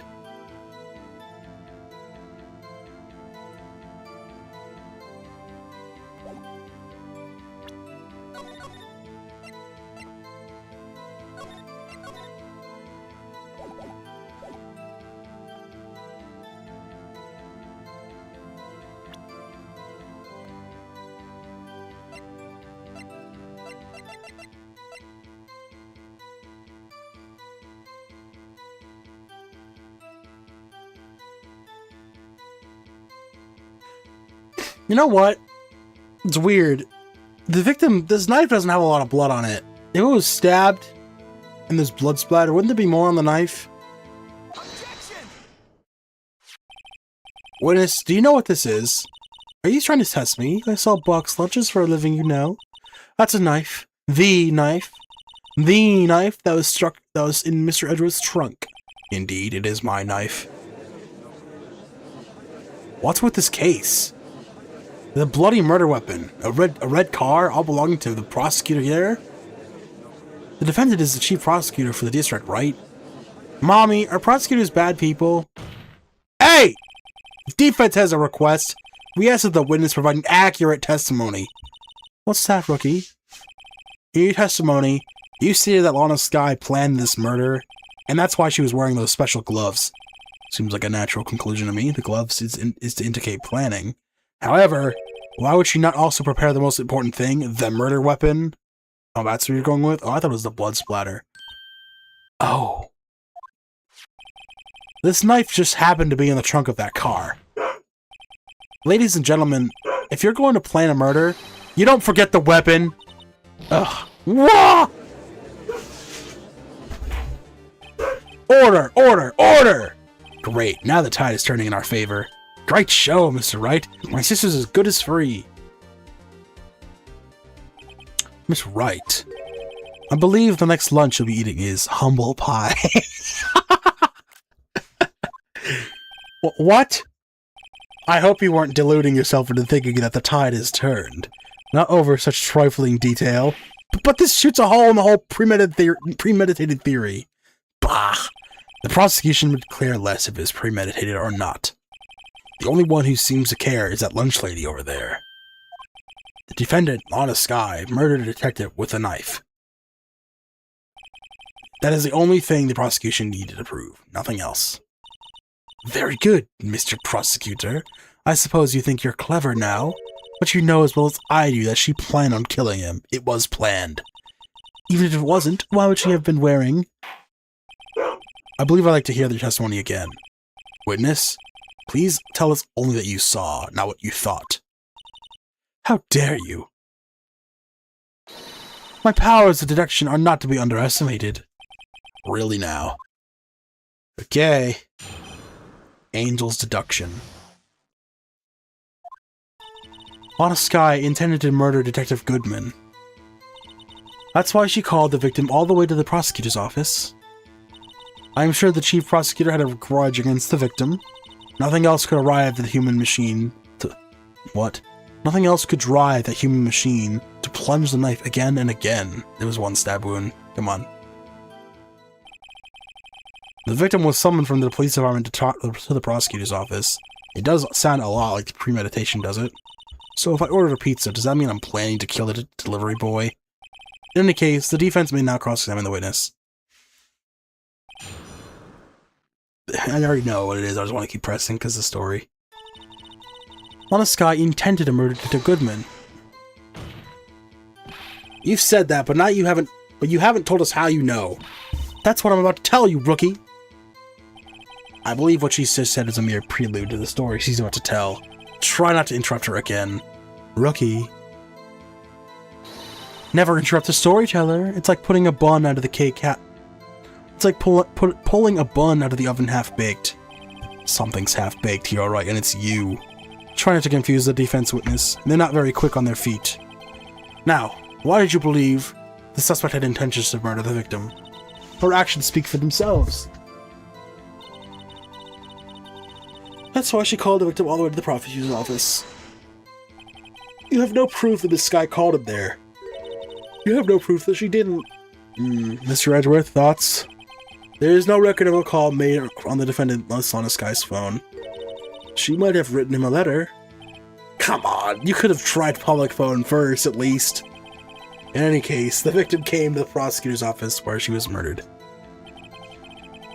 I'm sure he had a reason to be there. Witness, why do you think it was the suspect you summoned the victim that day?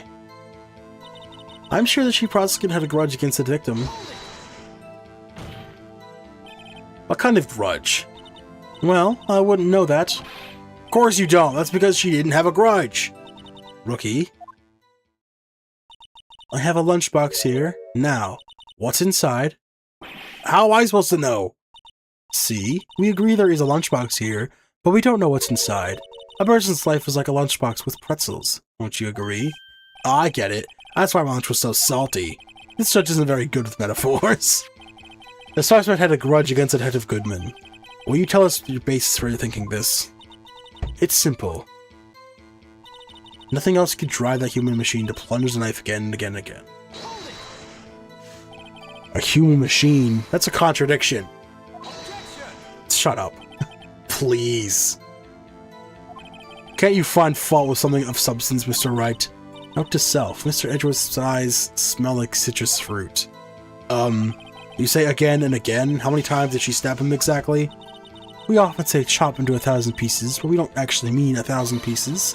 What difference does it make if the deed is done? How come she's getting mad at me? Let's just say she stabbed him several times, leave it at that. Leave it at that? This is a murder case, people! Mr. Wright, you should speak up if you have an objection, you know. Miss Starr has turned out to be short-tempered as she looked at me later. Challenging her abilities as a detective really set her off. What sort of wick burns the fastest? A scientific fact, I wonder. Wouldn't it depend on the size of the candle? I mean, if we had more wax, and really short wick would burn longer, obviously more scientific testing is required. Well, it's that last bit. Plunge the knife again and again and again. One knife wound. Objection! You say she was stabbed him again and again, but you couldn't have witnessed that.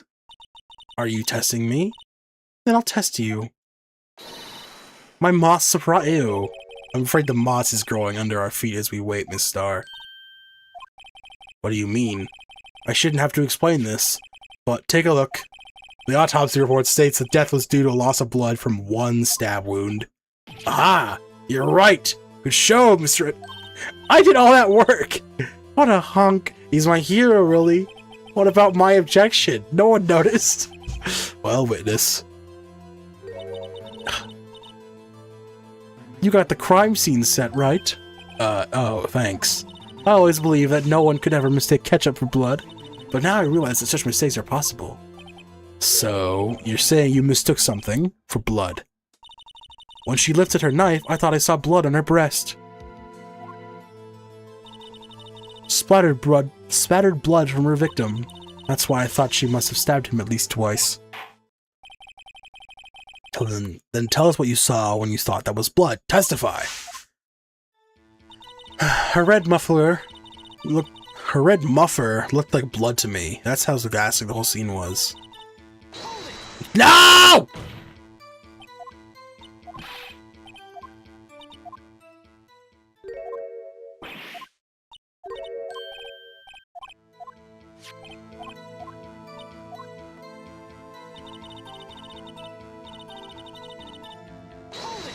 Okay.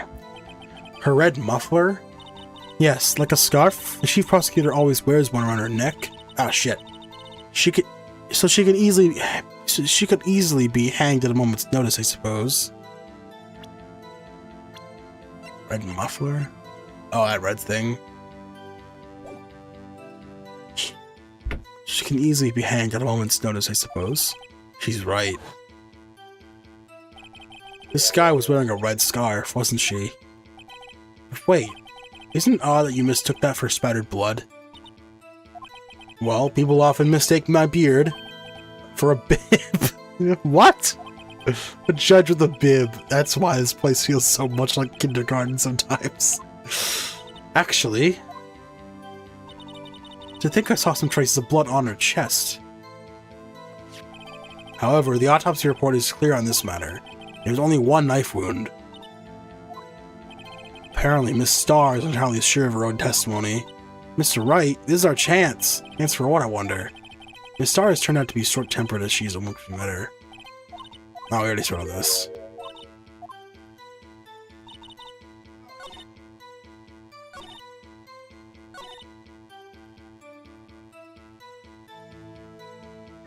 Well, didn't she also get injured?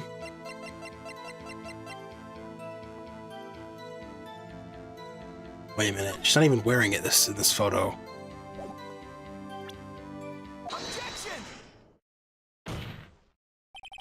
Miss Starr, I demand an explanation. The witness is clearly not suited for her detective work. What?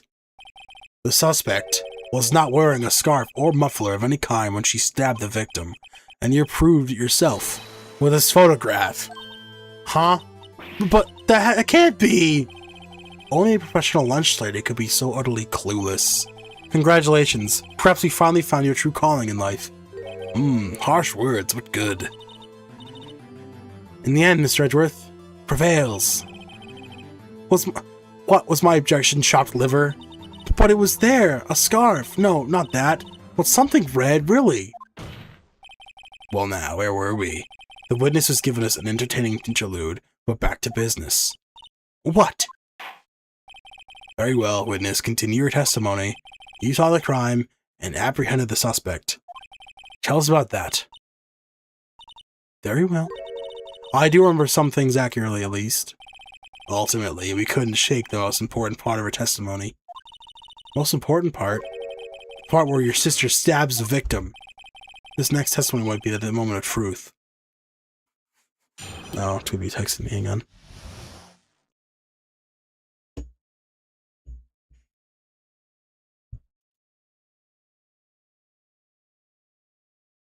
Bruh.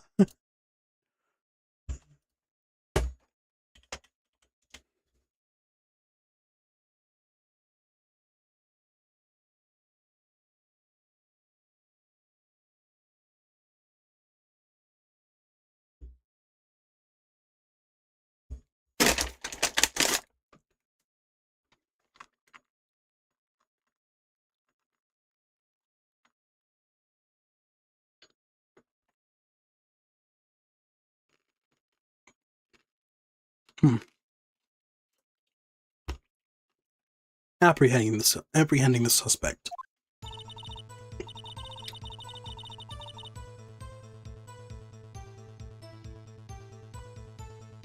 After the murder, the suspect attempted to run behind a partition off to the side.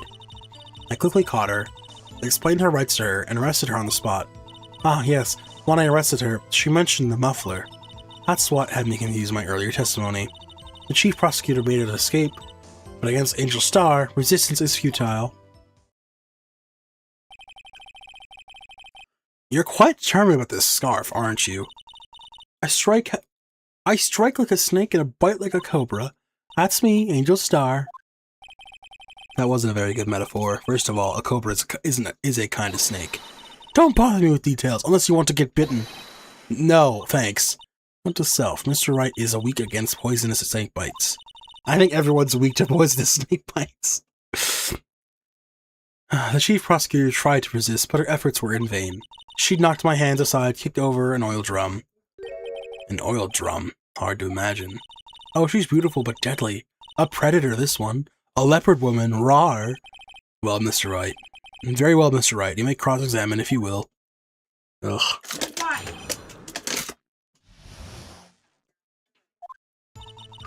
After the murder, the suspect attempted to run behind a partition to her side. So where is this partition on the floor plans? I'm sure she means this wall next to the car. That's right. There is a wall there, about 6 feet high. She was obviously trying to hide herself. Quite a natural thing for a criminal to do. And what did you do then? I quickly caught her, explained her rights to her, and arrested her on the spot. You say quickly. Were you close to this suspect? As I just said, I was only 30 feet away from the whole time. Maybe I should press her for more details? Well, there's a fucking thing in the way. No! How far away was she when she meant this murder? I guess I could just look at the picture to find out. Very well, you may continue. No! Back up!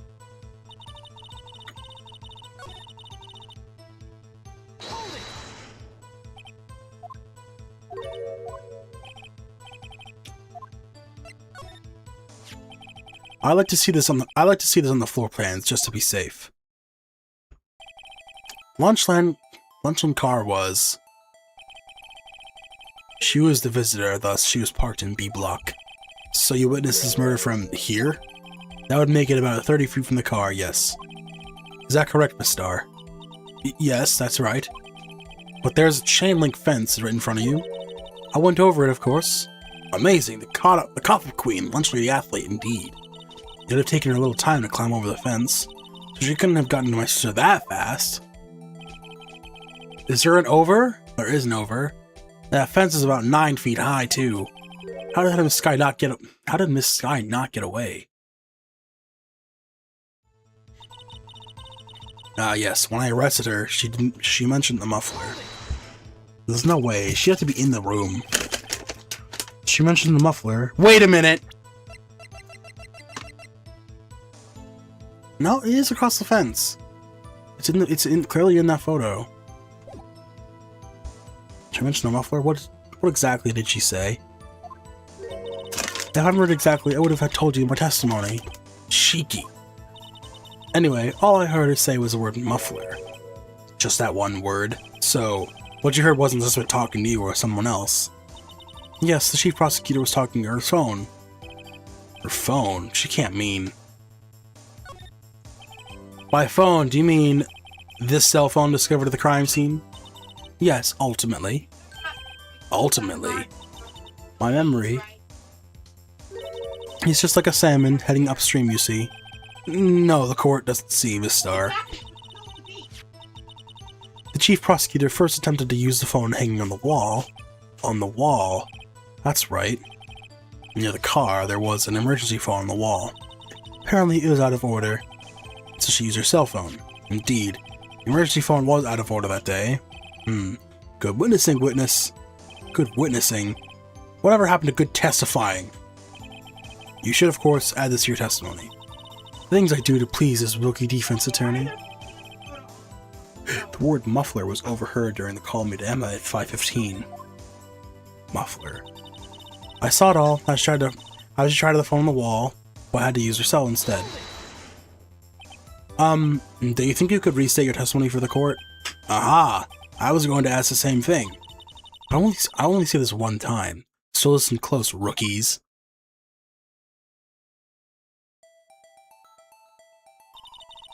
Chief Prosecutor stabbed the victim and ran behind the partition. She picked up the emergency phone on the wall, but it was out of order. So she pulled her own cell phone out of her pocket. And during that time, you climb over the chain link fence. And when I boldly grabbed her arm, Chief Prosecutor hung up her phone. And you saw her doing this. What is it, Mr. Wright? Chief Prosecutor made an escape, but against Angel. Okay. I think because there's a wall there. How could you possibly see her do all that? She made to escape. Can you be more specific? She brushed aside my hand and ran. It was a terrible sight to see, like a daub of lard and pâté of foie gras. Huh? She even kicked over an oil drum at me. An oil drum? There was an oil drum lying on its side in the scene of the crime. But it's strange. What's that? If she wanted to escape, why didn't she just run the other way? The parking lot entrance. That's right. It doesn't make any sense that she would just run from behind the partition to the oil drums. Excellent, more mysteries. Wish we could solve a few before finding more, though.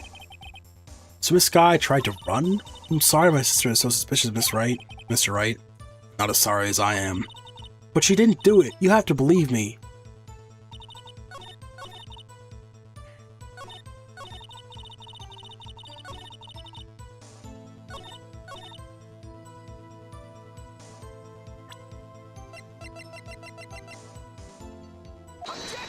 Nope. A fucking wall in the way. Miss Starr, I have to conclude that you have a personal grudge against Miss Lana Skye. The witness is a former detective. Her testimony is unmarred by personal bias. Well, who could have thought that you would be my knight in shining armor, prosecutor? What, you who, together with the chief prosecutor, kicked me out 2 years ago. Well, Miss Starr, this is a fatal contradiction with your testimony. How do you explain this? I don't know what you're talking about. Mess with me, and I'll make you cough it all up. Ahem. Let's look at the floor plans. You said you witnessed the crime scene from this point. However, if that's true, you couldn't possibly have seen Miss Skye making that phone call. I believe you see what I'm getting at. That emergency phone was on the back side of this partition. And if indeed you were in B block, you couldn't have seen it. Wah! I think she was in A block, but that doesn't make sense because she took a picture of behind the fence. It's simple, Your Honor. She's not coughing up lunch, she's coughing up lies. Grr! That's quite a claim, Mr. Wright. Perhaps you can allow me to question? Tell us exactly what lie the witnesses told the court. Here's where the counterattack begins. I can't afford to get this wrong.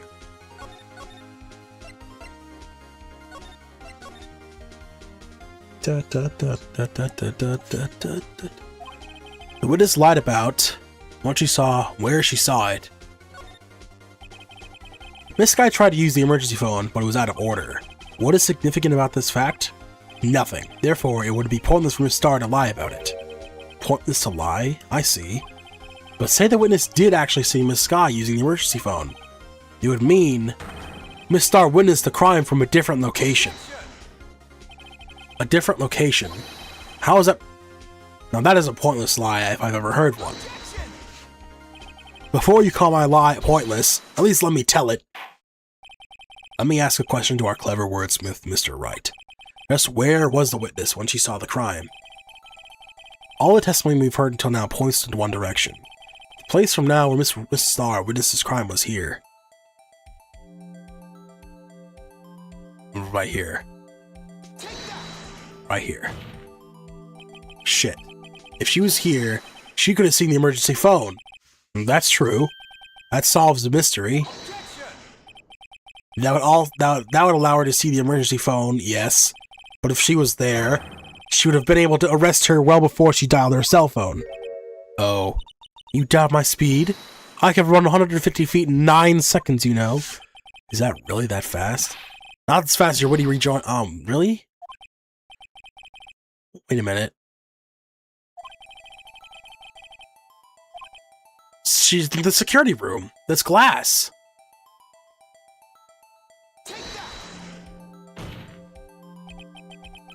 This is the only place where she could have been. The security guard room. Indeed, the security guard room is in the underground parking lot, is well positioned. It's built on the second floor, as you can see the entire lot. She would have been able to see the emergency phone from there. But why there? There are many other places where she could have seen the phone. Not in this case, Your Honor. The witness, not being part of the prosecutor's office, couldn't park in A block. The only place where she could have seen the crime and the back of the partition is here. I remember your testimony. You said you brought a lunch to your boyfriend in the security guard room, yes? Well, Miss Starr, how many years have I been getting the better of men? To think that the tables could be turned. Today, a man has gotten the better of Angel Starr. Order! Order! Witness, what have you done? You used to be a detective. You should know better. I'm not turning back. The guilty will be punished. And I'll do what I must to make sure justice prevails. The guilty? Is she talking about Miss Sky? Mr. Wright, doesn't this strike you as odd? Why did Miss Starr lie? It doesn't make sense. Huh? She could have just said he saw the crime from the security guard station. It wouldn't change anything. Exactly. This photograph tells all. It was the defendant who stabbed the victim. The truth still stands. It still stands? I disagree, Mr. Edgeworth. What? If a witness is found lying, to be lying, they're guilty of perjury. She knows this. She wouldn't risk that without a good reason. So tell us what her reason was, Mr. Wright. Huh? Me? Who else? Mr. Wright, let's review all we know. Miss Starr witnesses the crime from the security guard station. But she lied and said she saw it from B block. It must make a vital difference, but what? What would change? Angle to view the crime, distance of the crime, difference in lighting? Distance to the crime, angle view of the crime. I don't think it's the bottom one. Difference in lighting. Probably the distance.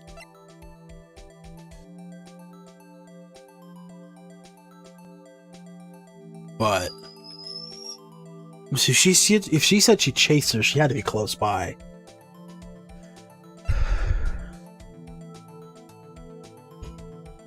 Probably the angle of view. If she's a witness, she has to be able to see it properly. So are the angle of view. Why? The angle at which she saw the crime occur would change. The angle? What do you mean? Well, the security guard station is on the second floor, and, she would have sort of a more 3D view of the crime. This is important. Why? Okay, yeah. Perhaps you'd like to reconsider, Mr. Wright. Okay, I'm wrong. Mr. Wright, let's review what we know.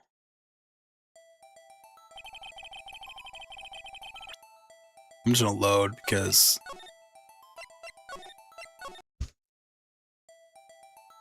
the distance to the crime. It changes the distance between her and the scene of the crime. My condolences, Mr. Wright, but one look at the floor plan and it's quite clear. The distance between the scene of the crime and the guard station is 30 feet. I don't see how that would change what she could see. What she saw is not the question here. It's what matters is the time it would take her to reach the scene of the crime. Miss Starr, you witnessed a crime from the security guard station. Now, how long did it take you to go from there to the scene of the crime where you arrested Miss Sky? Well, witness, you... Yes? You ordered the squid wheels, right? The quality of my lunches has gone from low to now inedible. I was bringing a PB&J lunch to my fresh boysenberry jam. With fresh boysenberry jam to my boyfriend. Boysenberry for the boyfriend. He wasn't in the station, so I waited. I witnessed the crime from the glass-walled station. And before I knew what I was doing, I found myself running towards the scene. But the door was locked. I couldn't open it.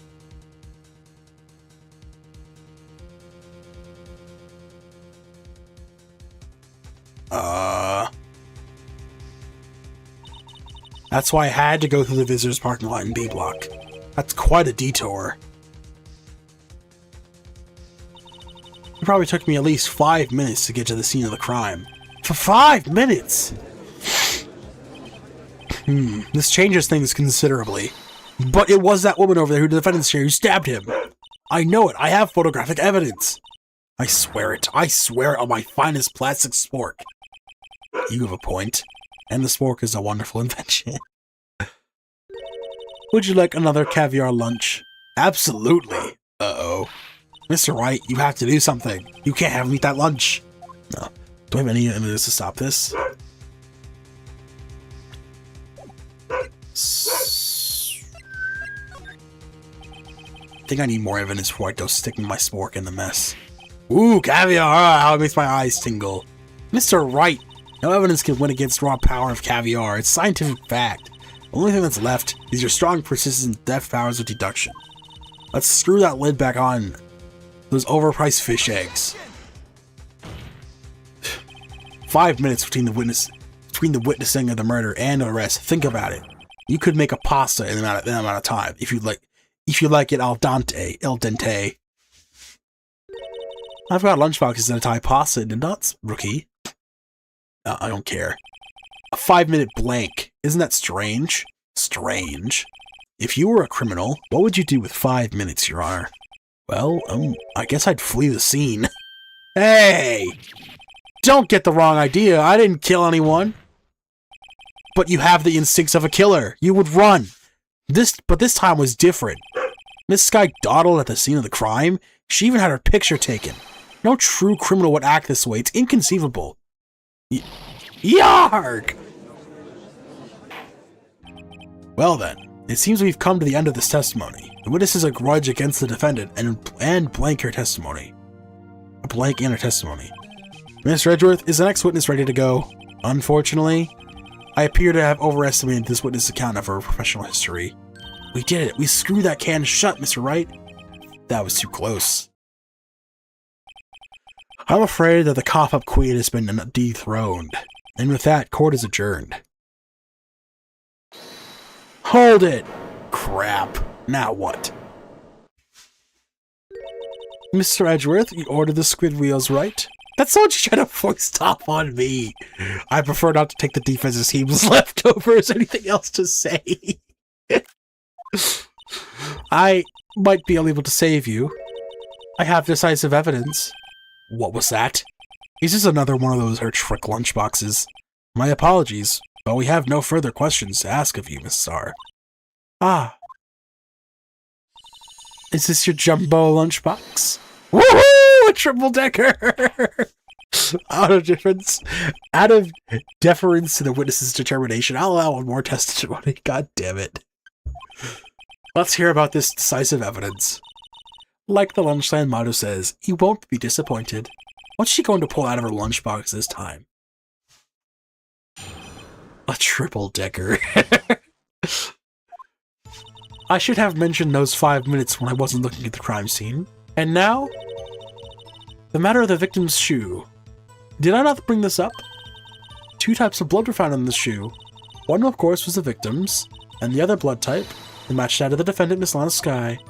This shoe proves it. It's flawless, decisive evidence. What? There was blood found on that shoe? Try Lunchland for all your lunch and decisive evidence needs. Jesus. Witness, what is the meaning of this? Why is this the first time I've heard of this evidence? Simple, as I've already said. I don't trust you with evidence, Mr. Edgeworth. That's why I took the liberty of investigating this myself. And you had blood tests performed. Didn't I mention? I have 3 boyfriends in forensics. In any case, Your Honor, I can't accept this as evidence. What? You must know the 2 rules of evidence law. Rule number 1, no evidence shall be shown without approval of the Rule 1, no evidence shall be shown without the approval of the police department. In other words, this shoe is illegal evidence, at least for the time being. Is that right, Mr. Wright? It seems so. Edgeworth sure is celebrating. Not so fast, Mr. Edgeworth. Don't forget, I used to be a detective. As I mentioned previously, this shoe has already been tested by a member of the forensics department. As you can see, it was approved by the police department as of today. Even the general public can produce official evidence, Mr. Edgeworth. No! Isn't that right, Mr. Wright? It seems so. Edgeworth is looking pretty sullen.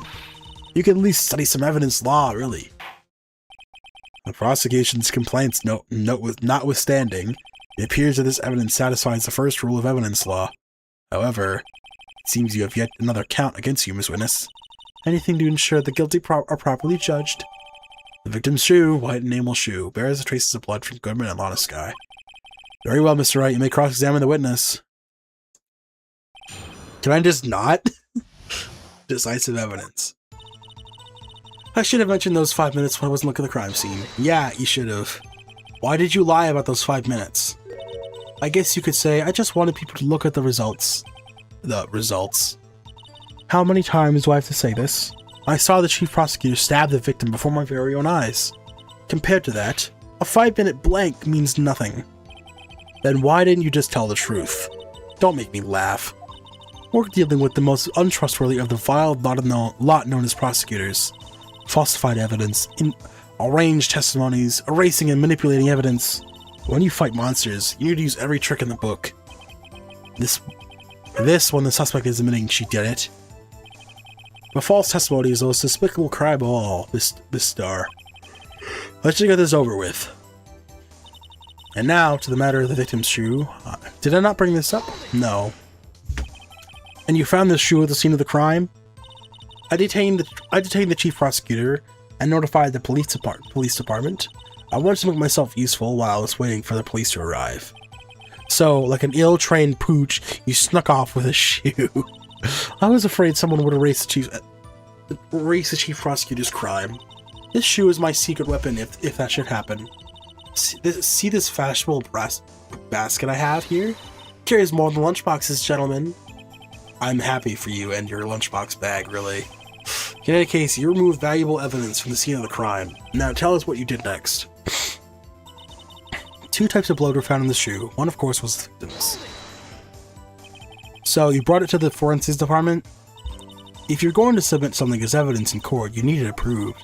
To do that, evidence must be analyzed by a forensics expert. And she got away with her little coup because she used to be a detective. The shoe does appear to have blood stains on it. Well, the man was stabbed after all. And that blood belonged to the victim, Detective Goodman. As I said, there are 2 types of blood found on the shoe. And the other blood type matched the defendant, Miss Lana Sky. You can't say for sure that the blood belongs to the defendant with a blood test. You claim to know something about blood tests, rookie. Huh? Well, speak up. Well, blood comes in 4 types, A, B, O, and no AB. However, you can't tell from a blood test whether a murder was committed in cold blood. That's just a figure of speech, Mr. Wright. Actually, we can differentiate between millions of types of all the blood tests out there, which means that we can more or less narrow any sample blood down to just one person. Or so I hear. That's pretty specific. If I had a little more time, I would have gotten a DNA test results. What they said, there's very little doubt it could be anyone but Miss Lana Sky's. So the suspect blood was found in the victim's shoe. That ties it directly to the death of Detective Goodman. I was afraid that he was going to say that. This shoe proves it. It's flawless as ice of evidence. I can't let this evidence go through without a fight. You ordered the peppered fish guts, right? Gross. Sound like it hot, Mr. Wright. Sound like your client. She's in enough hot water to make a whole vat of soup. Mr. Wright, do you or don't you have a problem with the shoe? I haven't even looked at the shoe yet.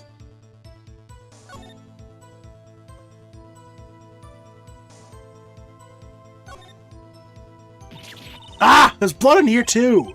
On the sole of the shoe? It's gotta be the victim's. He must have stepped in a puddle of his own blood. All this blood.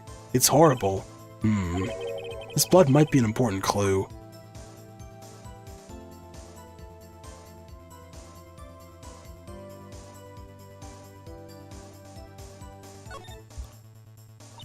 This blood, it's my sister's, right? It appears so. Rana's right hand was bandaged when I saw her in jail. She must have cut herself at the time of the crime. Poor sis.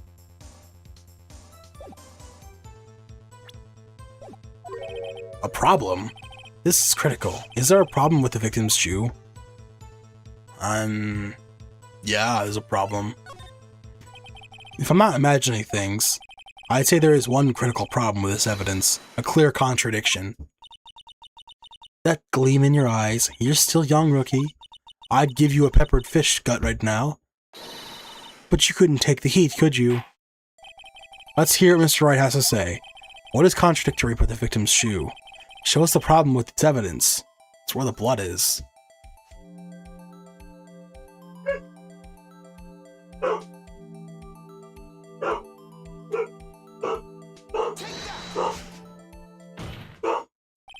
I wonder if you noticed. There's blood on the bottom of this shoe. Don't mess with me, rookie. Or it'll be your blood on the bottom of my shoe. Indeed, there is quite a bit of blood on the bottom of this shoe. It makes sense. The victim was stabbed with a knife. What could possibly be contradicted about the blood on the bottom of this shoe? Traces of the victim's blood, no prints.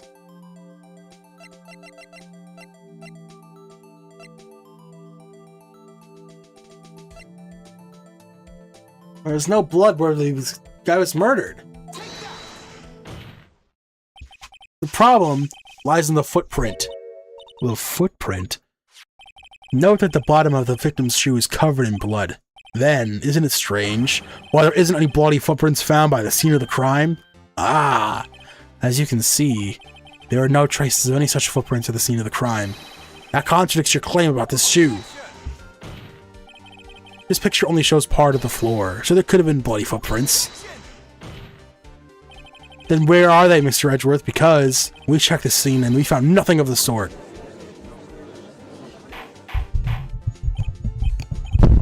Oops. Order, order, order! What? Well, witness. What? Huh? Great going, Mr. Wright, but is it true the lack of a footprint is a contradiction? But then we had to ask why there wasn't a footprint. Oh, that's true. There has to be a reason why there wasn't a footprint. Think, Mr. Wright, think. Hey, I don't know why it's not there. I'm just good at finding contradictions. What? Hold it. I see. Now I get it. Get what? Our witness is more devious than I gave her credit for. We were hook-winked to the very end. But she slipped. There is one vital hint to the truth of her testimony. What are you talking about? Think back to when she told us apprehending the suspect. Chief Prosecutor tried to resist, but her efforts were in vain. She knocked my hands aside, kicked over an oil drum. Oh, she's beautiful but deadly. A predator, this one. A leopard woman. Rawr. I thought that was a strange thing for the normally cool-headed chief to do. No kidding. Now, witness, allow me to ask a very simple question. This oil drum, was it empty?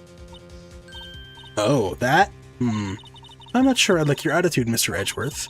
Though apparently you're not the slowest conveyor belt in the lunchbox factory. Witness, well, was this oil drum empty? The oil drum kicked over by the chief prosecutor was brimming with water. Water?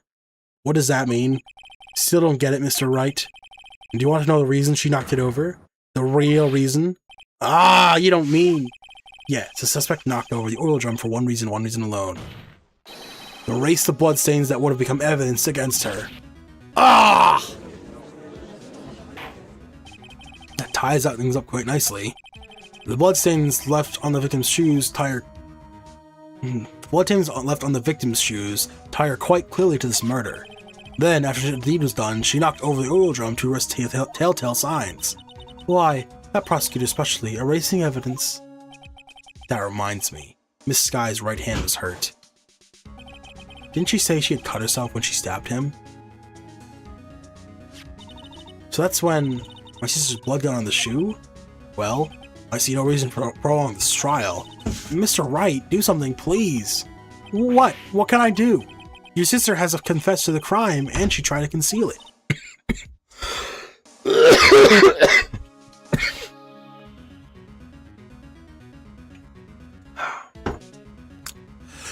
but... Enough. There is no need for further debate. The verdict, Your Honor. Very well. But Angel Star is on the prosecution side. She could have been lying about the water. This court finds the defendant, Miss Lana Sky. Hold it! 2. Now what?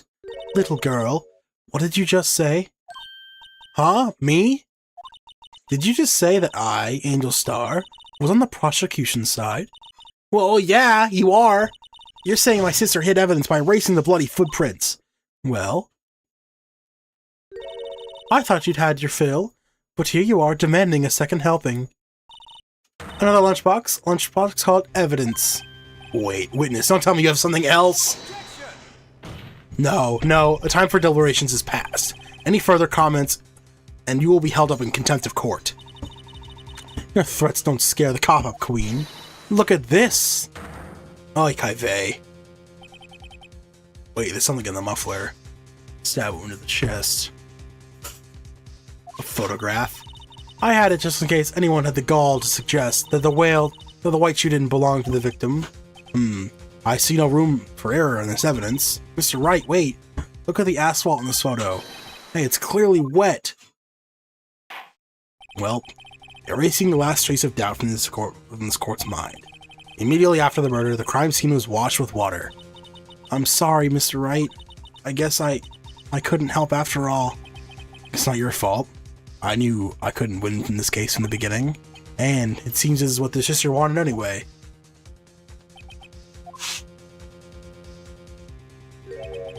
I'm sorry, Mia. Right, wet or not, don't be so quick to throw in the towel. Huh? Get yourself up off the asphalt, take another good look. Don't give up, not until the bitter end. This is the last piece of evidence. Very well. This time I'd like to declare a verdict for good. Objection! Again! Again! Your Honor, wait! What is it with you people? Can't I hand down my verdicts in peace anymore? Whatever it is, can it wait? No, it can't! It'll be too late. Look at this photograph. The last one is submitted. This trial isn't over until we give each piece of evidence its proper consideration. So, right. Are you saying there's a problem with this latest piece of evidence? Yeah, I'll think later. Yeah, there's a problem, right or wrong, I've got to go ahead with this. I suppose since we've come this far, we should give every claim a fair shake. Very well, Mr. Wright. Show the court the problem with this photograph.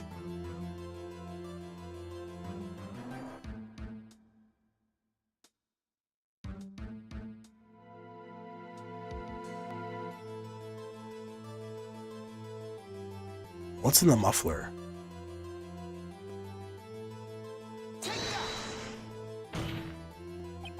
The problem with this photograph is here. What's this?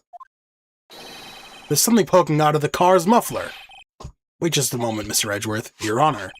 You just said muffler? However, I see no trace of muffler or scarf of any kind in this photograph. A muffler is also a part of a car or motorcycle, Your Honor.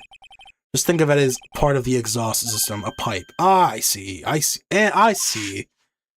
Well, what is that? Well, what is this? What is that? What's that suspicious-looking cloth sticking out from under the car's muffler? So what if there's something sticking out of the muffler? What does that have to do with this case? Nothing. Absolutely nothing. Sorry, Miss Star, but it's not going to be that easy. In fact, you already told us why this is so important to the case. You said as much as your testimony. What? Let's hear what Mr. Wright has on his mind. Tell us why you think the piece of cloth in the muffler is related to this case. Oh, they brought up muffler multiple times. What? Victim memo found in the car trunk.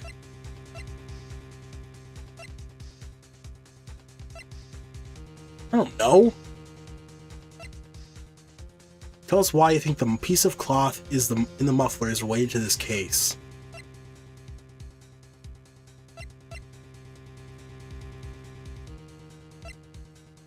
Muffler was overheard. Call me. I mean, yeah. Present. Recall. Miss Star. Recall your testimony for the court. Ah, yes. When I arrested her, she mentioned the muffler. That's what had me confused. That's what had me confused my earlier testimony. Muffler? Ah! Yar! Could it be that the muffler you heard mentioned was actually this exhaust pipe? I thought that's what you talked about earlier too, but I didn't know what a muffler was. Besides that.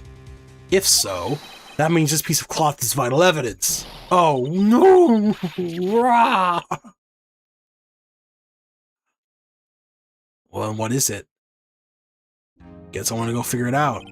Well, it seems we will have to suspend the proceedings. Suspend? I find myself wondering about that piece of cloth. If we leave any question unanswered here, you will do a disservice to the law. Have the crime scene inspected at once, and bring me that cloth. The verdict will have to wait until after we've seen all of the evidence. Agreed? I suppose so. Whew. That was close. But we made it, at least for now. This court will adjourn for 30-minute recess. It's lunchtime after all. He's still hungry, and we're not done? Jesus.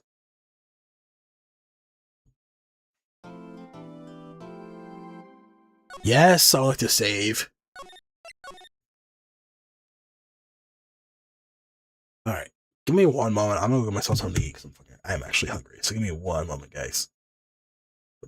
Where's my screen? 14 followers away from affiliate, so... Oh, God.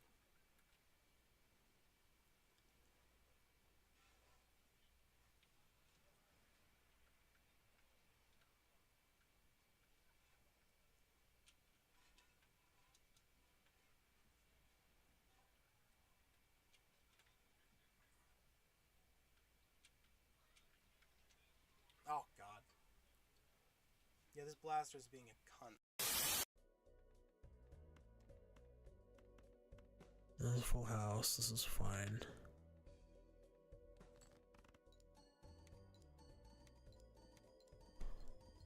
Oh my god. Holy fuck.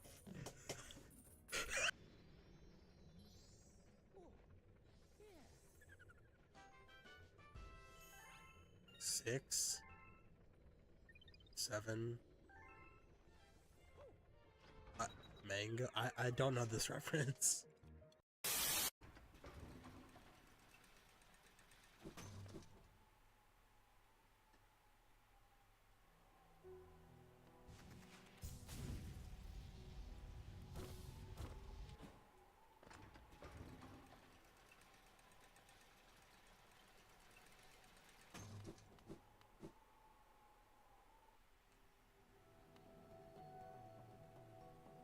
Very bottom right, huh?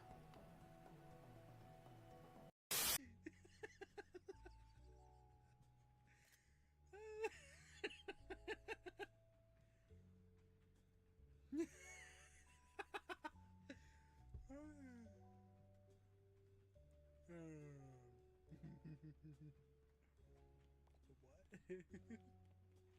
Someone clip that, please.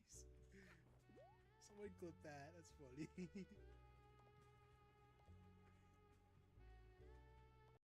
Boost. 5 more days until this crap show is over.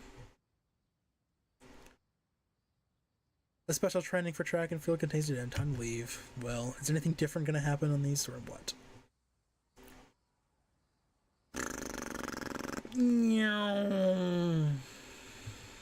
We try later to prepare, yep. Oh yeah. Do not go well for me. Okay, let's do missed an whole area in here. Oh my god.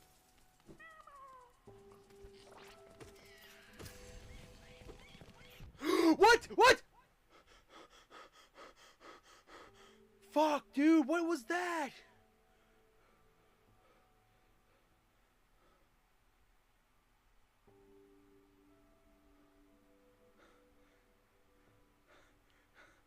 That's not okay!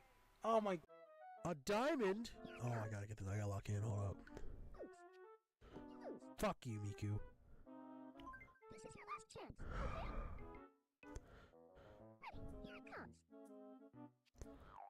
Oh, it was attached to a string. Weird. Just kidding. Okay, I'm really glad I dropped it now. Oops. You lose. Fuck you! I hate my life. Oh well, better luck next Fucking time. Miku. I wanna see Saturn come in here and fucking dominate. Oh, and I suppose you think you can't take the crown. You little snoring pig! Snoring? What are you talking about? Your face is as foul as your mouth. Your brains as rotten. The snort! The snort! Through hell because of you. That's it. 29 plus? Yeah, go this way. That's like right there, too. And if I can get to that.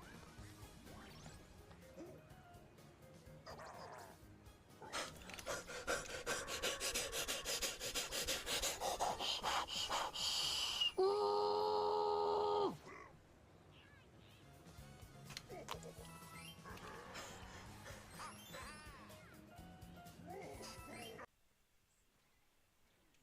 crap.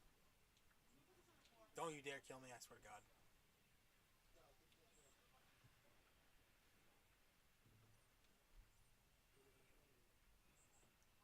Crap. One sec, boys. Vanity can hear me.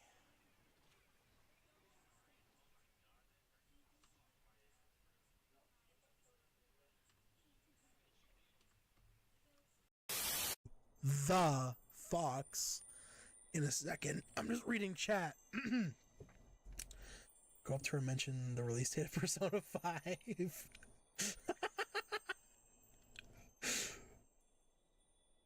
Hey ladies, I'm HansOBall 21 on Twitch. Maybe come by and drop a sub. I'm not reading Mantis. That's so fucked. I don't know what to say for you. Anything like this. Oh my god, kill it. Oh, don't fucking moan. Oh my god. This is disgusting. Grandma, massive Grandma W. Massive Grandma W. Thank you to Mantis Grandma for the subscription.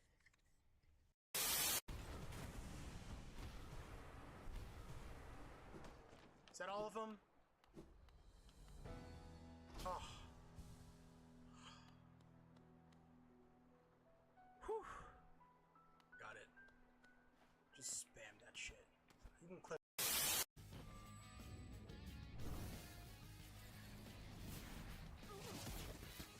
Oh my god. Shuffling the deck.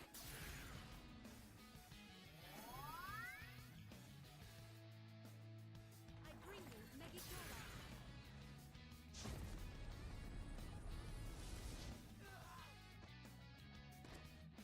Huh? Later.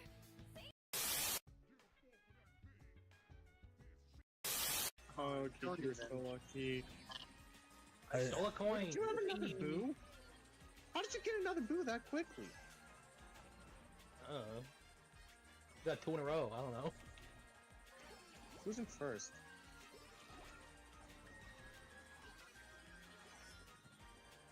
That's Hans. Now it's not Hans. No, now it is. Oh my, No, oh it's my not. god, blooper. No, dude, come on. This is the closest I've been to winning. Oh well. Makes me glad we went through it. We can't be celebrating just yet. Since we haven't just yet, because we have midterms now, next week. Hold on, it's coming. No, it's not. It's like a sneeze. It's edging itself, bro. Speaking of midterms, read American.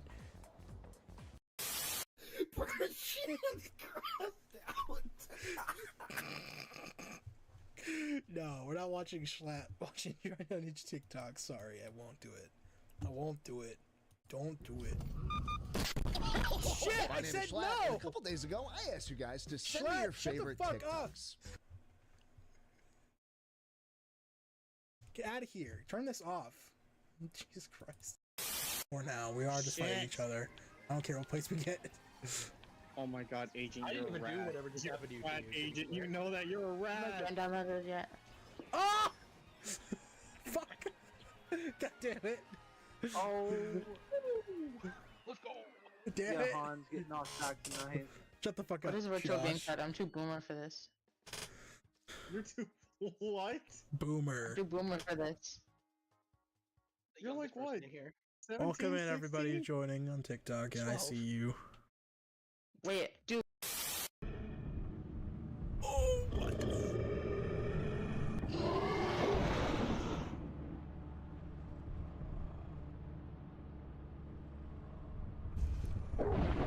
I am in the walls. HansOBall be like, I'm in your balls.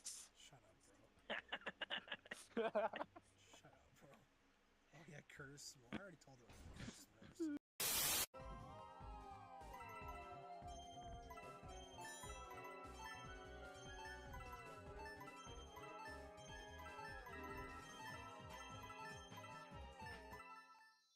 Come on.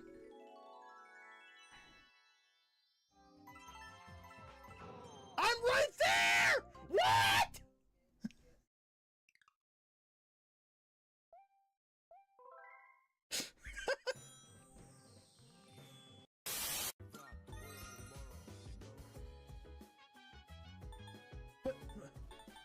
What?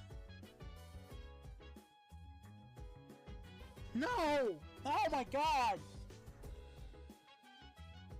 Oh!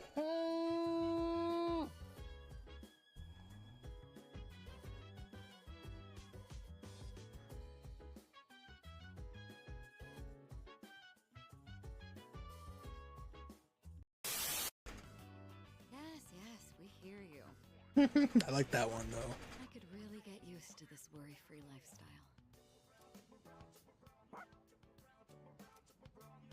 How about you, Koro-chan? Are you excited for all this meat?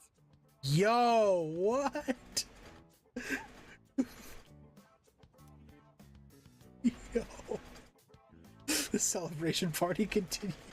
I wish Yo! I love myself. I love myself sometimes. What? You don't, you don't like that? What? You don't like just eyeball?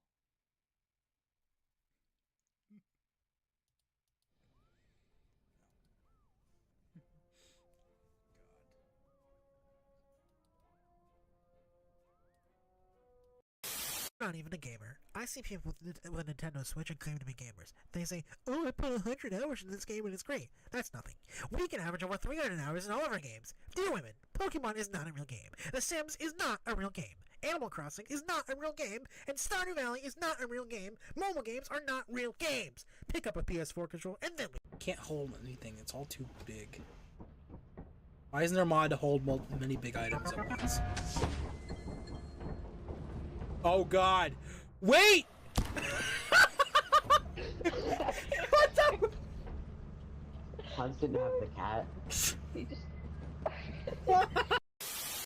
I just couldn't hide them. I don't wear makeup. What's the difference? Jesus. That's fine with me, Manta. It means Damn I'm it. doing my job right, Hans. I'm sorry. No! God damn it! Dude, I was about There to it drop is. the blue shell, and it was gonna be awesome. Okay, let's hop in rivals. Oh. God damn, I was like, wow, they're not gonna affect us because we're playing private matches. God damn it. No. My...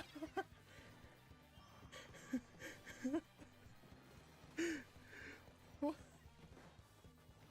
What?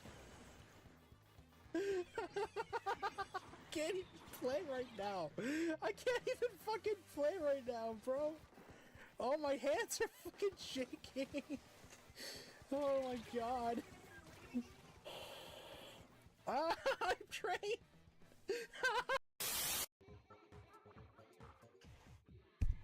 I am calm. I am calm. Yeah. Died. Sorry, y'all. That's real tragic, I know. Now who are you gonna watch? Watch the billions of people I've raided. It's probably like the 6, but whatever. The nunchuck is... It's like conspiring against me, what the fuck? Dude. Stop flipping back.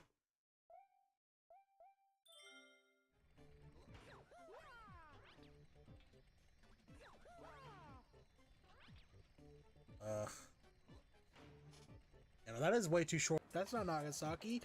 Naganaki. Sorry. Nagasaki Shrine. God damn it.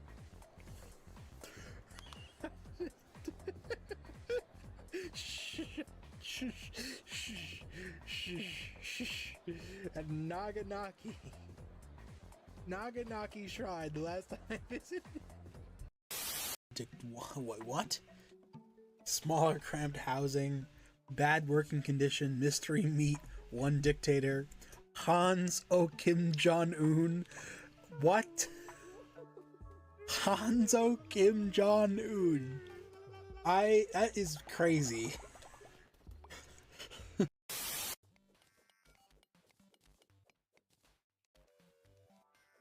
wouldn't do it otherwise. We're not gonna die on Damn, I got stuck in a wall. I couldn't move. God damn it. You know you like it. Wink. I hate this game mode, bro. It's so bad. He just said HH. I don't know what that means, bro. He mistyped. He immediately typed GG after. Nope, he said HH. I don't even know what HH means. You say that like it's a bad thing. Hooba hooba. It just means bros either. Did I just say that? Jesus Christ, that's not a thing I say, man. What the fuck? But very valid.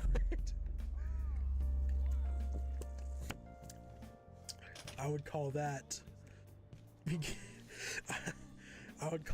ethical gooning, but I like to support artists, you know.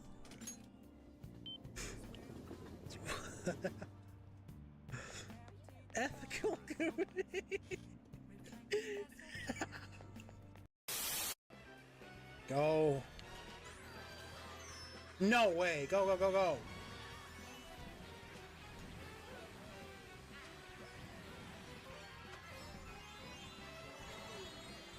Out. Yes, this is mine. Go, go, go, go. Yeah. Yeah. Oh, yeah. Junpei's asking if we can hang out. Maybe we can after school. Yeah, why not? Linked episodes. You may have sometimes had the opportunity to spend time with your friends separate from social links. It's coming. It's coming. Oh my god. That was so dumb of me. If I throw up on my keyboard, I might have to end the stream. Ugh. By doing so, you'll be able to grow closer with them and learn more about them.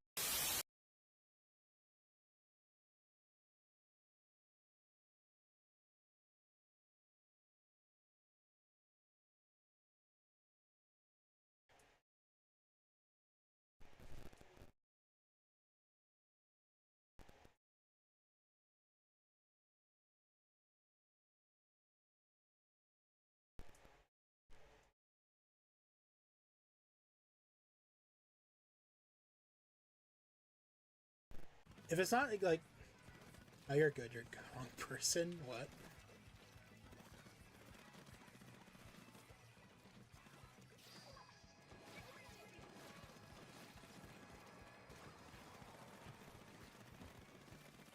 I hope walls don't count because I didn't paint any walls. That's gotta be perfect, like 100%. 50. That's not 100. No way! She's having a pleasurable leisure. Where is she having a vacation?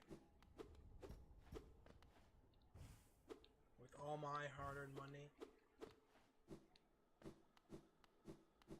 So is there another bank? Where is she?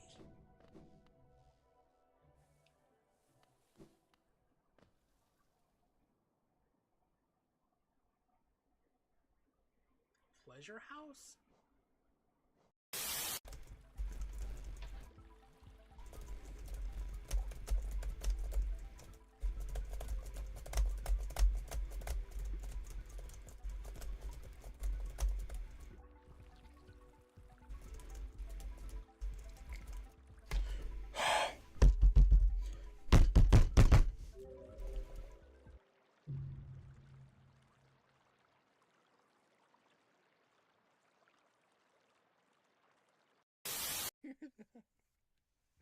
This game is fucked, bro. Holy shit.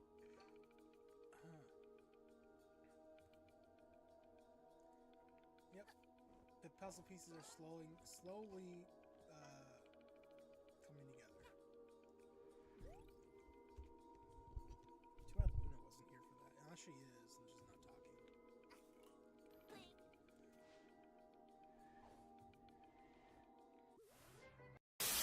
Be quiet, you idiots. You guys are in high school, aren't you? Can't you stay out during class? You don't have any common sense?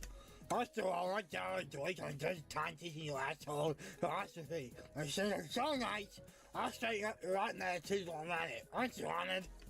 I don't know, especially hard when you know the carry for a murder. But as it works out. You listen to the lecture intently. Your knowledge is increased. I'm playing. Tell me about it. The two claiming to be Strega did not interfere this time. It's probably because we have their navigator. They can't outmaneuver us now. Anyway, I'm glad everything went well. Still, Aragaki-senpai never showed. Mata-kun too. Fuck off, my fucking computer, piece of shit fly. The chairman doesn't seem to be too concerned.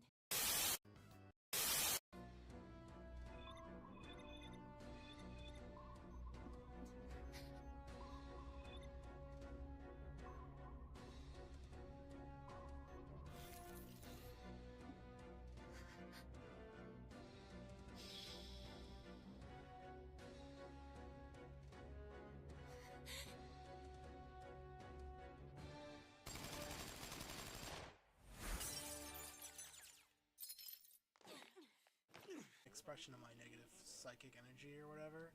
Oh, yeah, but how do we break it? If I knew why I was trapped myself in this thing, maybe I could bust out, but I don't. And I don't think I can get to the bottom of it while we're stuck in this nightmare dimension. I hate to say it, but you might have to. Theo, don't even think about that. I'm not leaving you behind. Hell no, you better not leave me in this place. I was gonna say you might have to carry me.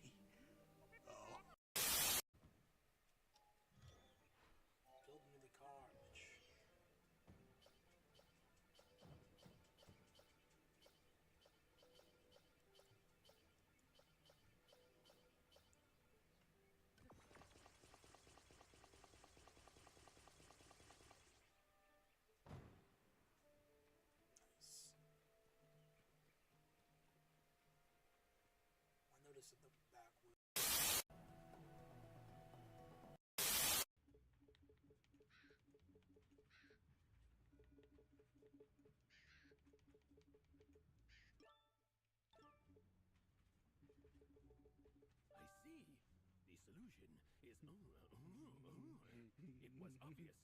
Thank you, fellow Express, and thank you for agreeing to the terms and conditions on the backside of the buttboard. The what?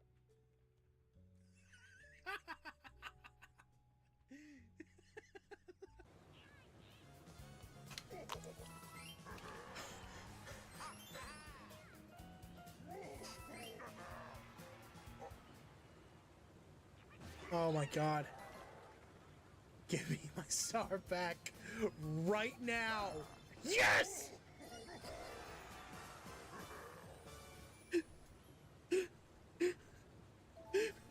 Stop playing with my emotions, you bastards!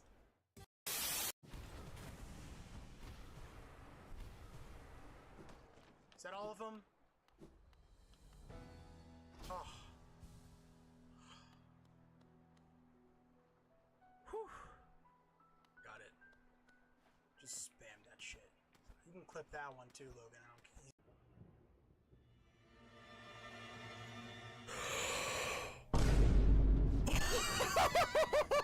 Holy crap!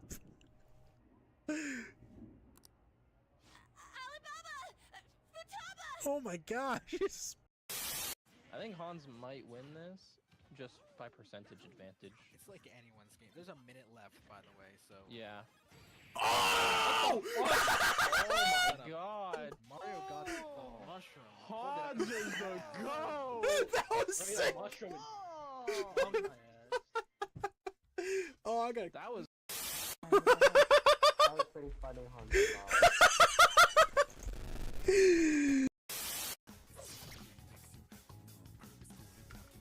The enemy's fled. Almost had it.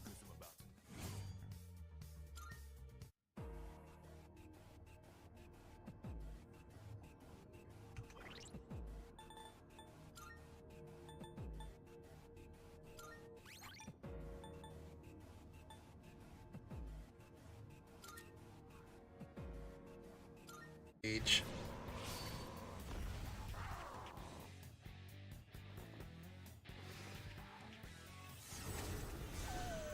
Shit. My dog just died! No! My dog died!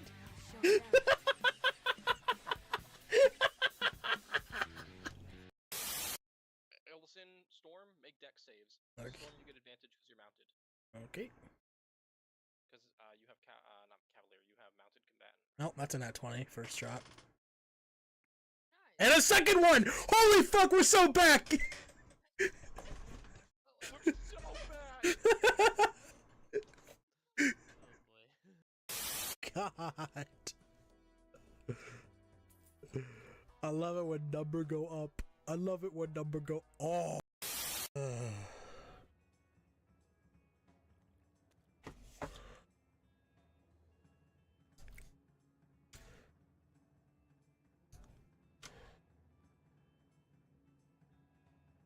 Oh no!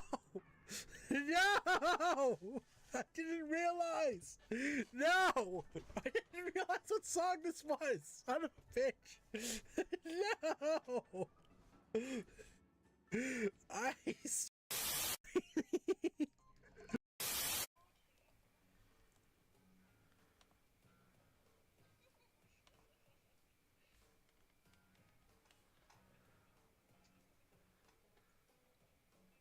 Didn't do. Oh, his balls are out!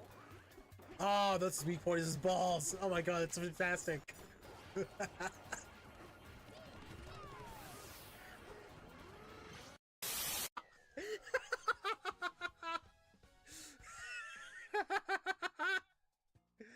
Oh, Apple double starred by me!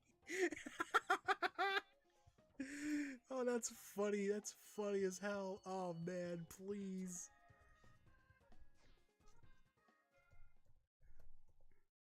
How do I do that?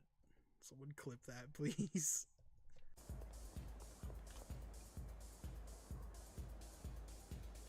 Everyone's so still.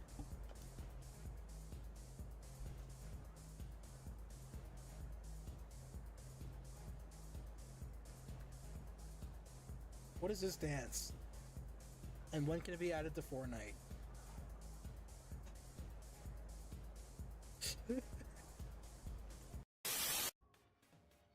I don't know how I got 15 kills there, but shit. How many were those were assists though?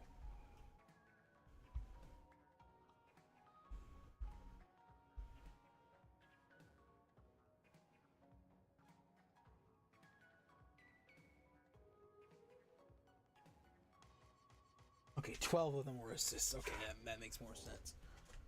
Can I help you? Coming up. But Old document 8. I've decided to leave the institution. I refuse to be involved in any crimes. The head researcher decided not to come with me. Maybe I'll open a store with my collection of antiques. Is this from that lady? Is that from that lady? Oh shit.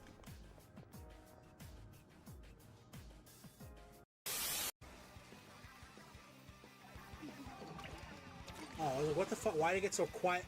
My fan turned off, and I was like, why the hell did it get so quiet in the room? God damn, it scared the shit out of me. I need to see that in playback. What the hell? Send someone clip to what just happened so I can see what happened. Please.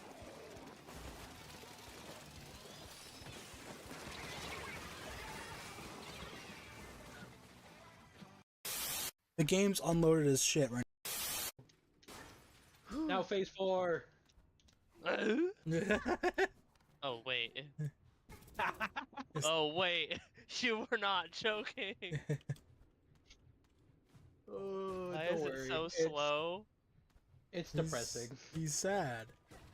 Oh, it actually is just easy. That's sad. His It's partner's so gone. sad.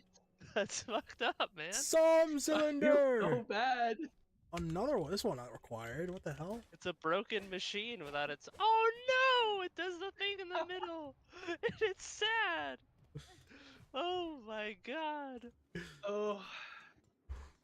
My favorite boss That's fight, fucked up.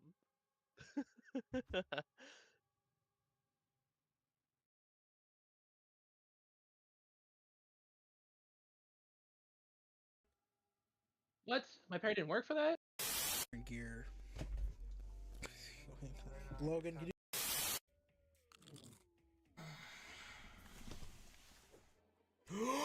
No!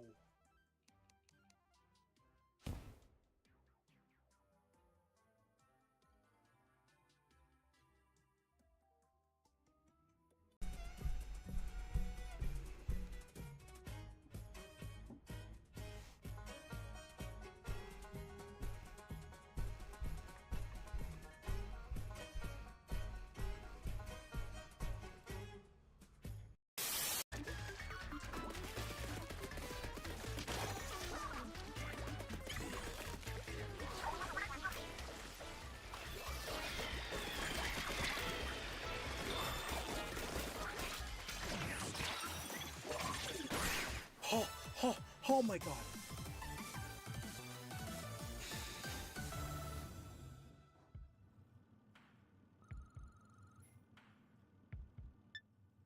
Oh.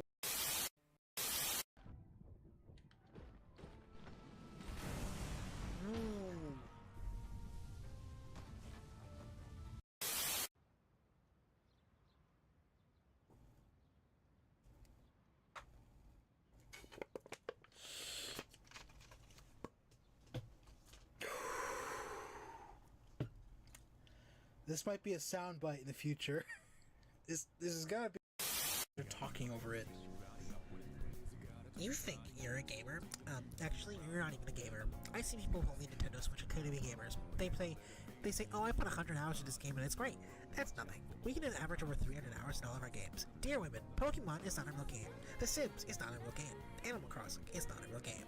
Stardew Valley is not a real game. Mobile games are not real games. Pick up a PS4 controller and then we can talk. There.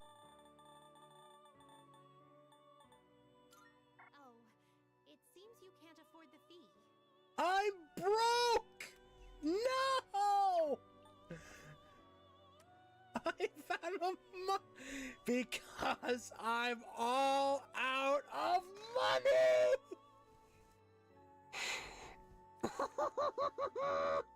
I'm fine. Departed company with 8 years ago. What? The song was discovered by chance under the sofa on the 31st of this month. TV HansOBall was visibly moved by the reunion itself. Visibly moved. For granted. You never know what might happen. I'll never do it again. Oh, good. We asked some islanders for their thoughts on the matter. All their thoughts. Nice.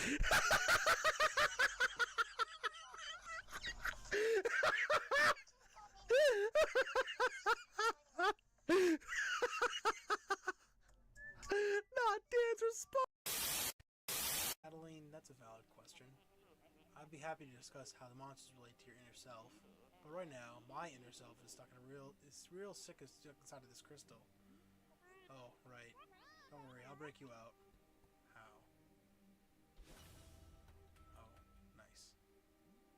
Well, this is a solid start, but the crystal is like an expression of my negative psychic energy or whatever. Oh. Yeah, but how do we break it? If I knew why that is, but it's really gross. It's like mac and cheese.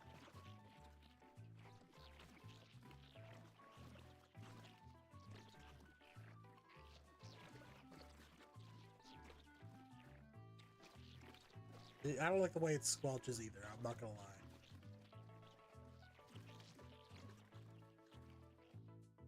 DK the diva, for real. I like how it says pay, but it's like...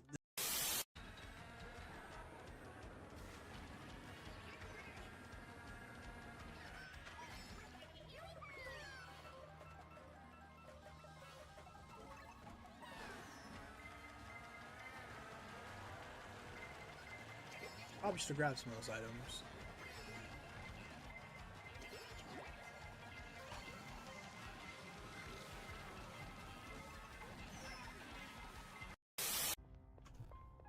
Run! Run, Hans, run! Go, go, go, go, go, go, go, go, go, go! Oh, that reminds me. Oh, let's discuss our first goal for this exploration. According to our research, Trotter is divided into several different regions. If we continue to climb the tower, then we'll eventually reach a spot that leads to a new area. Reaching for the spot will be our first goal. Are you ready? I'm ready.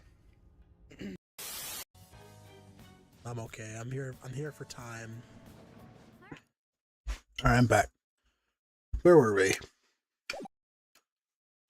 The trial just concluded or something. Or we're taking 30-minute races, that's right. Recess.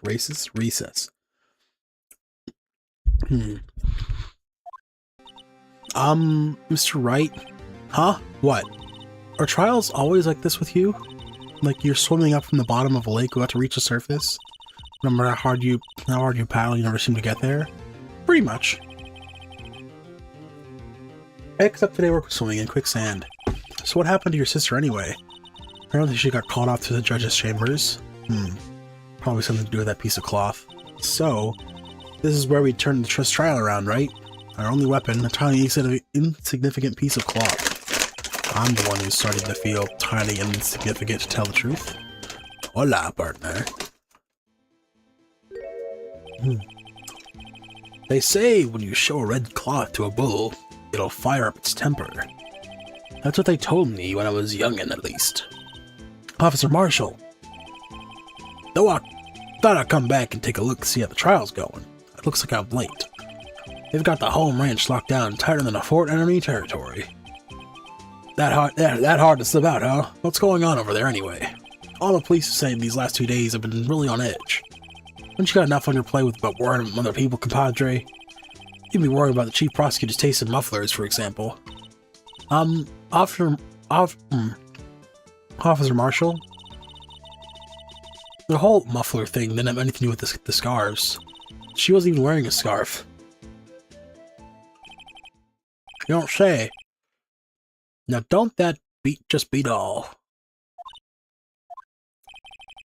I've seen the red breeze blow on her slender neck many a time. I saw it that day too. She was wearing a red muffler. What? After the awards ceremony that afternoon, Edward's seen that too, I'd reckon. What does that mean? In the photograph taking the crime scene, she wasn't wearing a scarf. So, Miss Starr wasn't mistaken? Well, it's about time. Remember, partner, sometimes you gotta grab the bull by the horns. And sometimes you just gotta let that bull go or it will. Time will tell. Ugh, I have a bad feeling about this. So, what are we swimming in now, Mr. Wright? If it's steak sauce, I can hook you up with some fine ribs. Ooh-wee! Some steak sauce.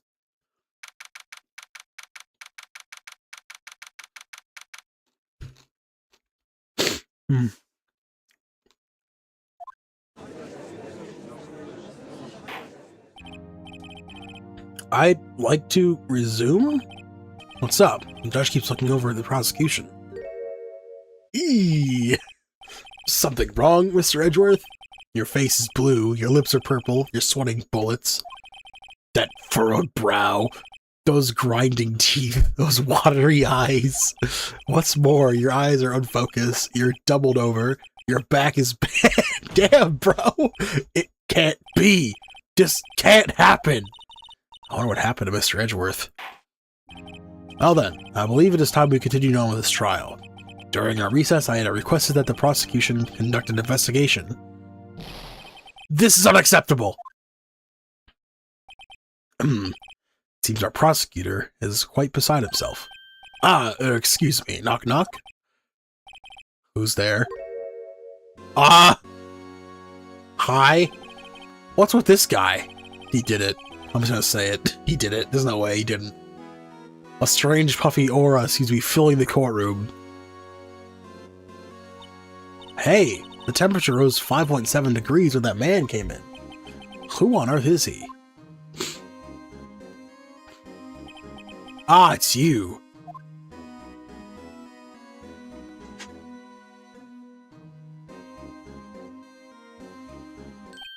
Oh, sorry I'm late, Unji.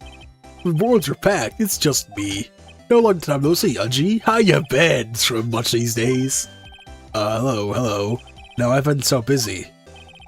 Busy, Unji, my boy. You have to make time to relax. Yes, indeed. Unji seems to be a nickname for the judge. I'm afraid you're right. Very afraid. Sorry, but who are you? Aha! So you're Raito, the attorney. I've heard good things about you, son. Thanks? So sorry about our little Worthy giving you a lot of trouble, eh? Worthy. You know, we should always go swimming together sometime. Jolly. The little Worthy. Mr. Wright. You don't know who the district chief of police? Chief of police? Come on in, pup.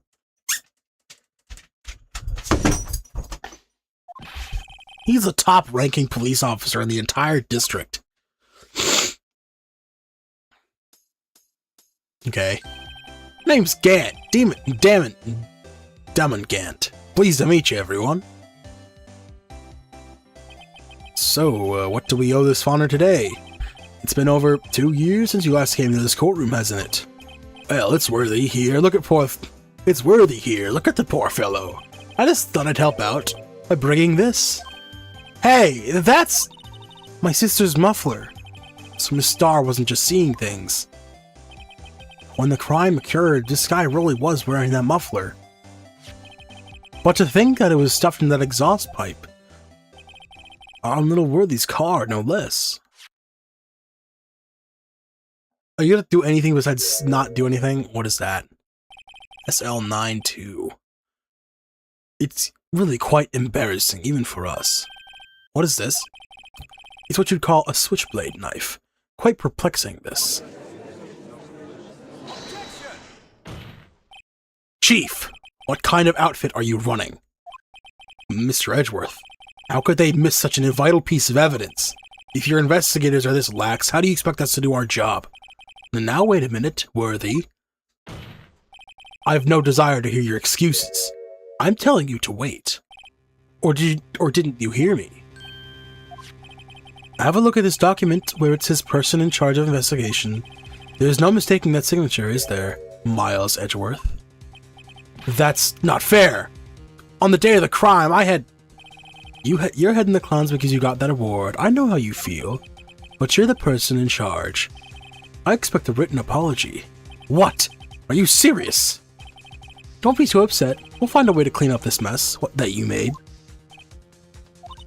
This is the first time I've seen Mr. Edgeworth at a loss for words. Well, this kind of major blunder is unlike you, Mr. Edgeworth. Gah! The court accepts this new evidence, but I'd like to ask the defense a favor first. Yes? Just to be sure, I'd like to take a look at the blade of this knife. The blade, Your Honor. Well, I don't see why not. Could you open it up for me, I wonder? Yes, well, I think all you have to do is push that switch and... If I cut my finger, Mr. Wright, I wouldn't be able to pound my gavel anymore. Yeah, but I cut my finger, I won't be able to point at people anymore. Come on, just hurry up and open it. Ugh. Man, just let me go to it myself. Switchblade knife. SL92. There's a small tag on this knife. It seems to say SL92. What does that mean? Well, I've heard something similar. DL6? DL6 in a frame? But it's strange.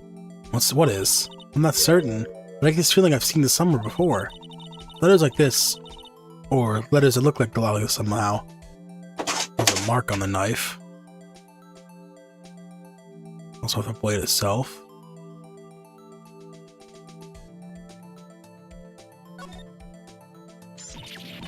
Oh, what the fuck? It's broken.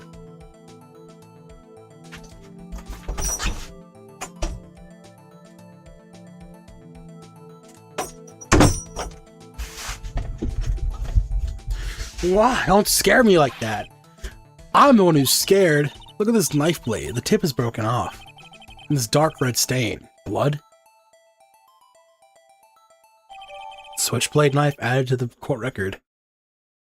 Found with the crime scene wrapped in the defendant's muffler. Small tag attached. This does not excuse the actions of the police department. I would like to hear an explanation from the chief of police himself. I'm terribly sorry, but could I ask you to testify for us about the split between the prosecutors and the police and this knife? Sure thing, not a problem, not even a little one, really. This guy seems very happy. Department in disorder. This knife is special, but I can't say how here. Unless there is evidence to prove a connection between this knife and Goodman. That was a bad day for the department. We weren't in any shape to do an investigation. A detective was killed in the police department. See? What a mess. The time of the crime, 5:15. Scary coincidence, eh? It's not officially linked to this here case, so I can't talk much about it. There was a murder at the police department? A detective? That's a hush-hush information, Udgy. We haven't exactly announced it yet. Oh, wait a second. You said 5:15. That's the exact time that Detective Goodman was killed at the prosecutor's office. Order! Anyway, we at the department were all flustered, as you might well assume. We were in the middle of a top-secret investigation. Don't tell anyone, okay? I think we understand the police department situation. Well, Mr. Wright, 2 detectives killed at the same time in 2 different places? The chances of that is really slim, scientifically speaking, of course. I'd like to exercise my right to cross-examine the witness. Very well. However, keep your questions focused on the case at hand.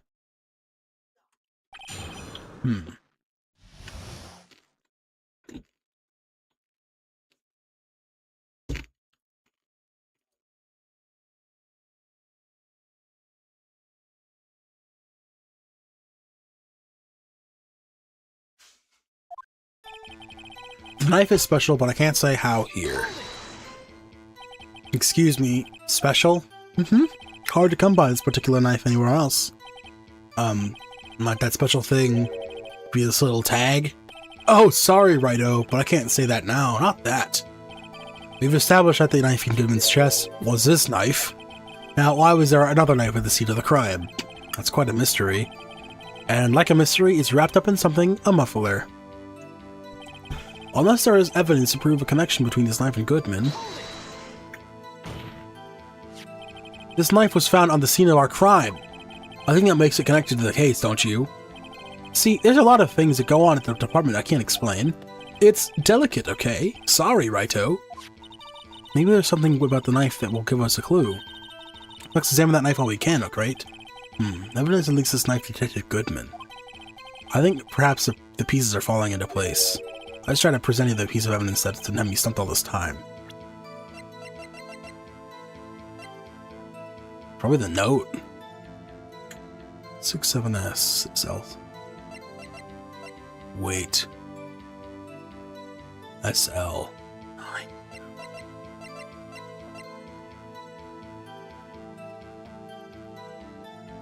Oh, you know what? That's not... That does say SL9. It's just upside down. It's 221. Which... What's today's date?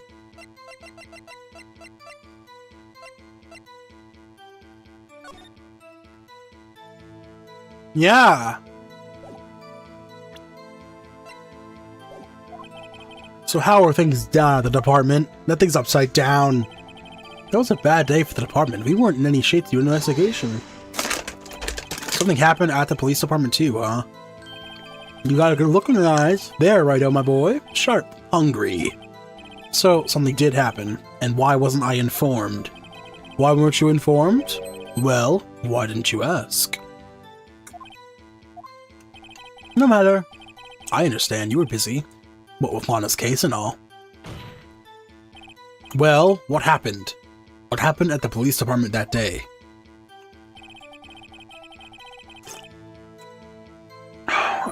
A detective was killed at the police department. See, what a mess.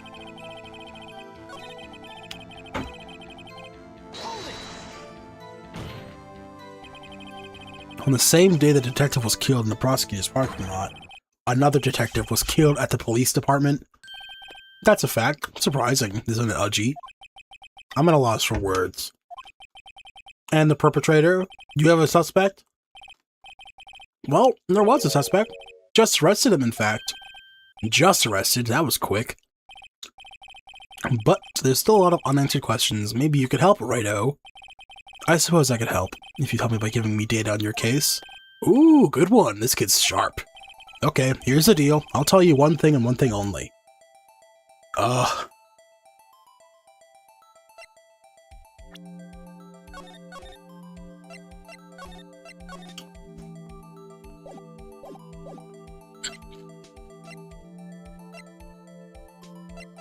Where the victim was found, how the victim was killed.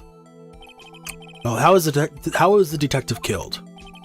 How was he killed? Now that's the interesting part. It was what we in the force called a stabbing with a knife. A knife? That's exactly the same as Detective Goodman. That's the spirit, we're cooking now. But you know, that's not the only thing that was exactly the same. What do you mean? There were more similarities between the two cases and the cause of death. It seems like I'm going to have to press this a bit harder.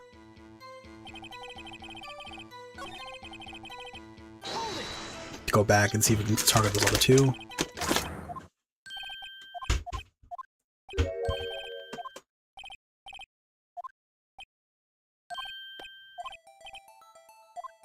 Alright, where the victim was found. Where was the victim found? Well, I can't speak on where the corpse was found, but I can say the crime took place in the evidence room at the police department. Evidence room? You wouldn't know about the evidence room, would you, righto? I can't say I've heard of it. I guess I should ask again once I learn a bit more about this evidence room. Something stranger in this place. Okay. Wait, no, I'm not done. 5:15? But that's when Detective Goodman was killed in the prosecutor's office. What? Funny, isn't it? A murder at the prosecutor's place and a murder at our place at the very same time. What are the chances? Coincidence. This is just my gut feeling. But I'd say there's a 0.001% chance of that happening. Chief Gant, please tell us more about the incident.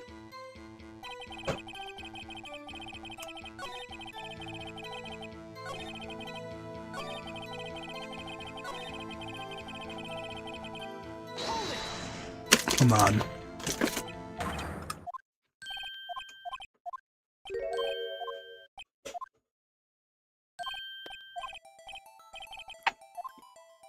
Where the victim died. So, when did the murder at the police department occur? Now that's a sharp question, righto. Very sharp. Well, my boy, you're gonna love this. Time of death for scary coincidence, eh? This is new. 5:15. That's okay. You already read this.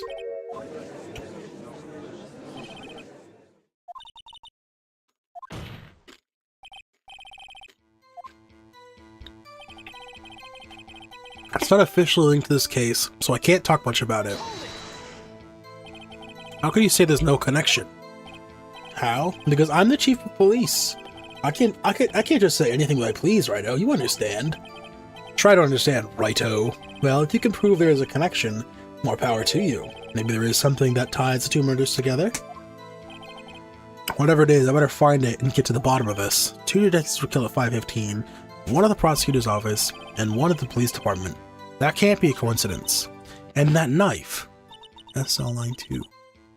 What's it doing there? I better check this knife out.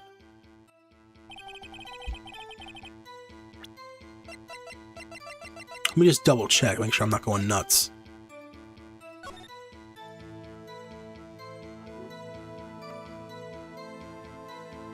S. Yeah.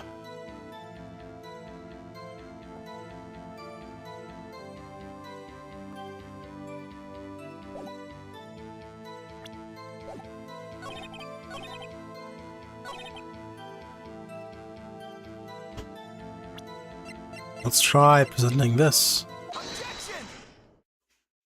Wait a second. Ah, at last, an honest to goodness objection. This knife. This has to do something. This has to have something to do with Detective Goodman. What do you mean? Aha, an honest to goodness. What do you mean from Uchi? This is great. Look at the tag on the knife. It reads SL92. And this is important. Why? Over here, we also have a memo that was on the body of the victim. 675-12-2. What's this? 6 minus 7S 12-2? Your Honor, it's upside down. Upside. The printed name on the memo makes it look like it's right side up. But turn around, what do you get? 221 SL9. Aha! Whoever wrote this note was holding the paper upside down. SL9. That's the same thing written on this knife's tag. Order, order! Well, Chief? Ah, well, I guess the cat's out of the bag. You win, righto. I win? Ah, what game was this guy playing? This knife was evidence in a case. It was stolen from the department's evidence room.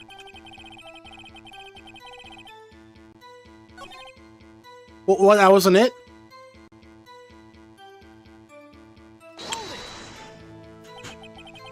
So this knife was stolen? Yes, but on the day of the murder. It was evidence, you say? Was it, in fact, a murder weapon? Nice, nice, nice. Good show, Little Worthy. It was a murder weapon, as it happens. It was evidence from a case long since solved. So this knife was stolen on the day of the murder. It was found in the exhaust pipe of Edra's car. Hard to think there isn't a connection there. It's a bad day for the department. Okay. 15, scary coincidence.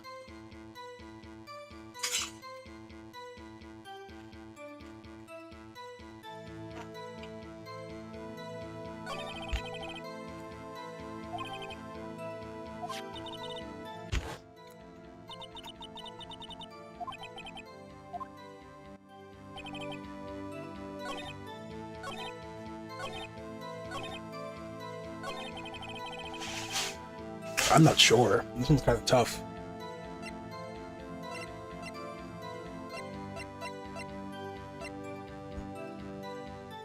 Five, 8, 4, 2, 1, 8, 9.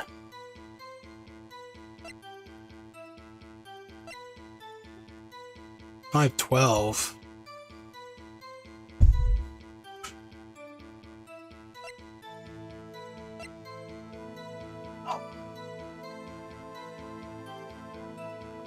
Died within the hour and a half of 4 p.m.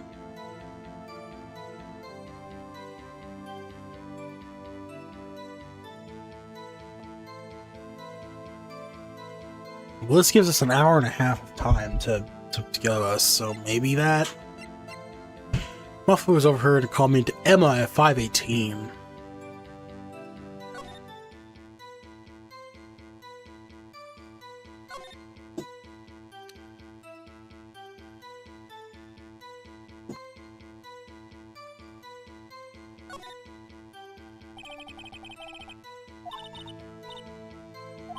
Hmm.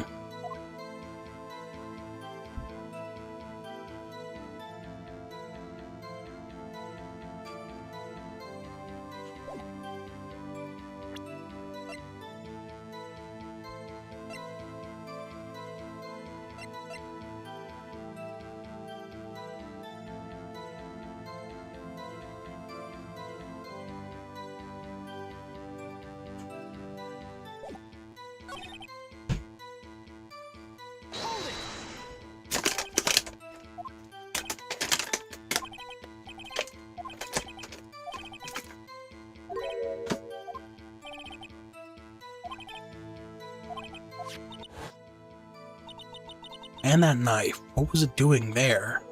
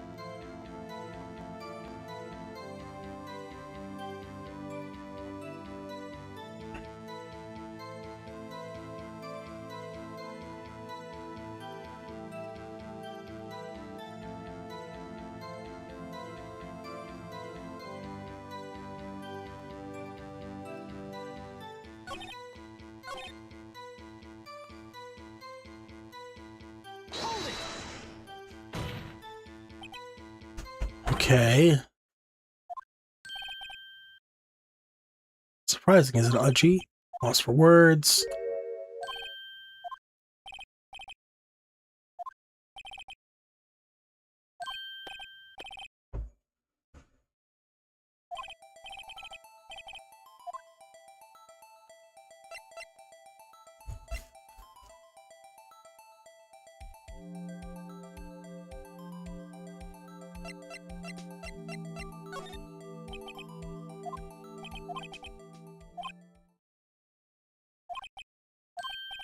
Wait a second, I've heard of that. Oh, okay, I see. The evidence room, didn't he mention that in his testimony just now? This knife was evident in the case. It was stolen from the department's evidence room. I see. There's the connection between the two cases. You seem happy, Mr. Wright. Happy? Happy. We just got handed our ticket to go down in this case. Go to town in this case. With the link between the two cases established, we finally have some leverage. Now we can get Gan to testify about the details. Not official. Well, here's again.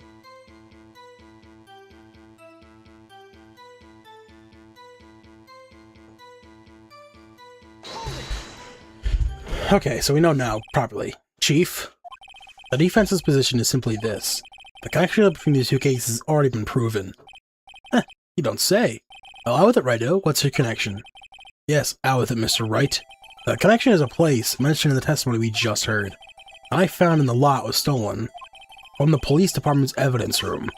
Not to mention the victim had on him the case number of the nice very evidence tag. And we also know that the detective murdered at the police department was killed in that very same evidence room. Indeed, there do seem to be too many connections for it to be coincidence. Well, You two make a good pair. If I took my men out 2 days to find out what you two took my men 2 days to find out what you two do is right here. Ugh. Chief, I request that you release your information on the victim at the police department. See, that's the tricky part. It hasn't been announced yet and all. Can we get the information unofficially?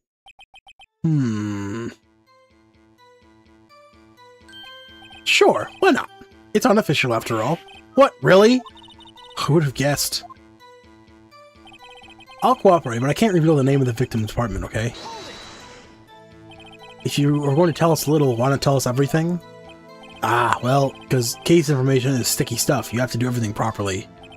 Oh, well, I guess I might as well try to get what I can out of him.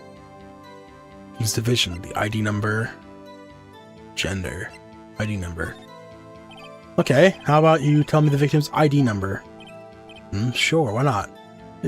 It's not like you'll be able to tell it is from that. Of course not. You won't tell me their name after all. We keep a tight lid on ID numbers, so don't go getting your hopes up. The number is 584-2189, bruh. 584-2189.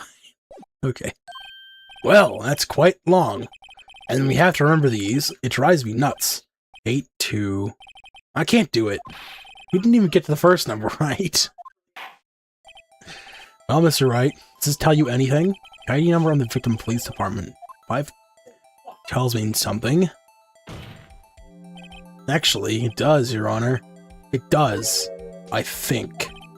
Meaning? It has to be what I think it is. But what does this mean?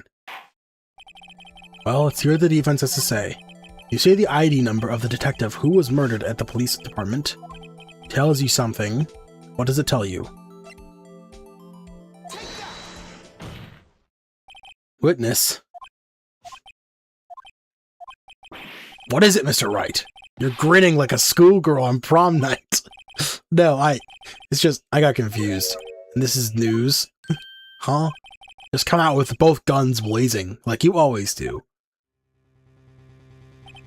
The police department, the prosecutor's office, 2 places, 2 detectives murdered at one time. Actually, I happen to have a police ID number here. Oh, is it yours? No, Your Honor. I'm a defense attorney, remember? This is the ID number of our victim, Detective Goodman. A shame on you, Righto. Personal IDs are top secret.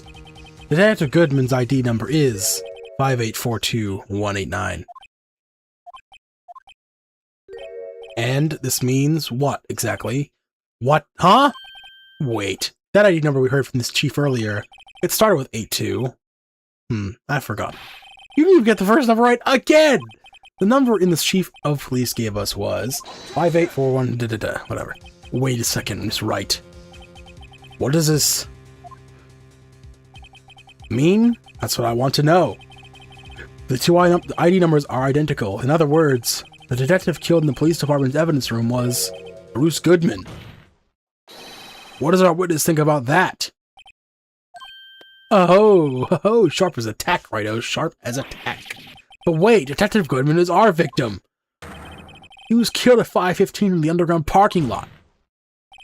Yet, a Detective Bruce Goodman was also killed at the police department. In the evidence room at the exact same time. What? That's impossible. So what we're saying is, the same person was killed at the same time? In a completely different location? Order, order, order! Chief, what does this mean? No. What I want to know is why I didn't hear about this. Yes, it's top secret, fine, but I'm the prosecutor in charge of the case. Now, wait just a second, Worthy. No need to get all flustered. Your Honor, the police department has made a grave error in this case. Wait. I said wait. Or didn't you hear me? The oversight, the grave error? Mr. Edgeworth, they're yours. What? How? How dare?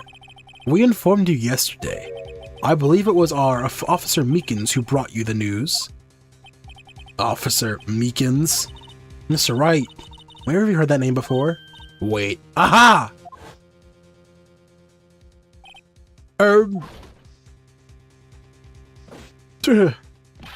Excuse me, but is Mr. Edgeworth anywhere on the premises? I'm here, sir, at the request of the chief, sir. I've got your report, sir. You don't mean him. According to Meekins, you didn't accept the report. Hard to believe. But your officer, he told me. He said the report had nothing to do with the Lana Sky incident. Detective Bruce Goodman murdered at the police department evidence room. Mr. Edgeworth, the victim's name is written right on the top of the report. Gah! Why didn't your officers tell me? Honestly, I'm not sure if that officer was capable of making the connection. He did seem challenged. In any case, this is a serious error. A gross negligence of duty on your part, Worthy. But sir, you could have submitted that report this morning to the court as evidence. Then I... Blink. Blink. Blink. No such luck this time, Worthy. Or should I say, unworthy. What? Now what was the second rule of evidence law, Well, Mr. Wright? Huh? Oh, well, it's, rule number 2. Unregistered evidence presented must be relevant to the case on trial. And how is this rule relevant? Normally, you just submit a list of evidence to be used in court before the trial. This report wasn't on that list. So, what does this mean? I couldn't submit this evidence until a connection was proven in court. The connection was just proven by Righto over here. Good job, Righto, my boy. Huh? I was just doing my job. No. No! So what? What does this mean? We're trying to frame Edgeworth not doing his job properly? It seems we have come to the end of this trial. I know you're going through a tough time, Worthy, with all these rumors. You were just in the defendant's chair just this past December. I apologize for this terrible lack of due diligence on my part. Mr. Edgeworth, please, just give me one day. I'll get to the bottom of what happened. If it's the last thing I do, you'd better get results this time, really. You have my profound apologies, sir. Poor Mr. Edgeworth.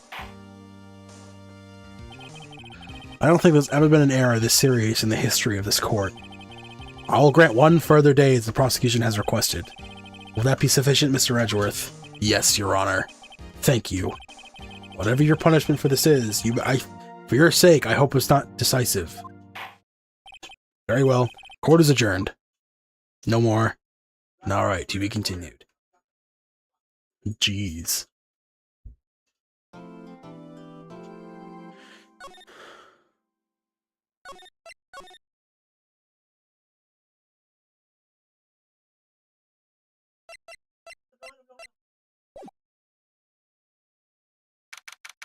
February 23, 2:15 p.m. Henecology offices. Mr. Wright, so what's going on with the case anyway? I'm a little confused. Huh? Well, let's see. What is going on? I should stop for now, honestly. Been going for 4 hours. I think it's a good stopping point. I will see you all later. Peace out, guys.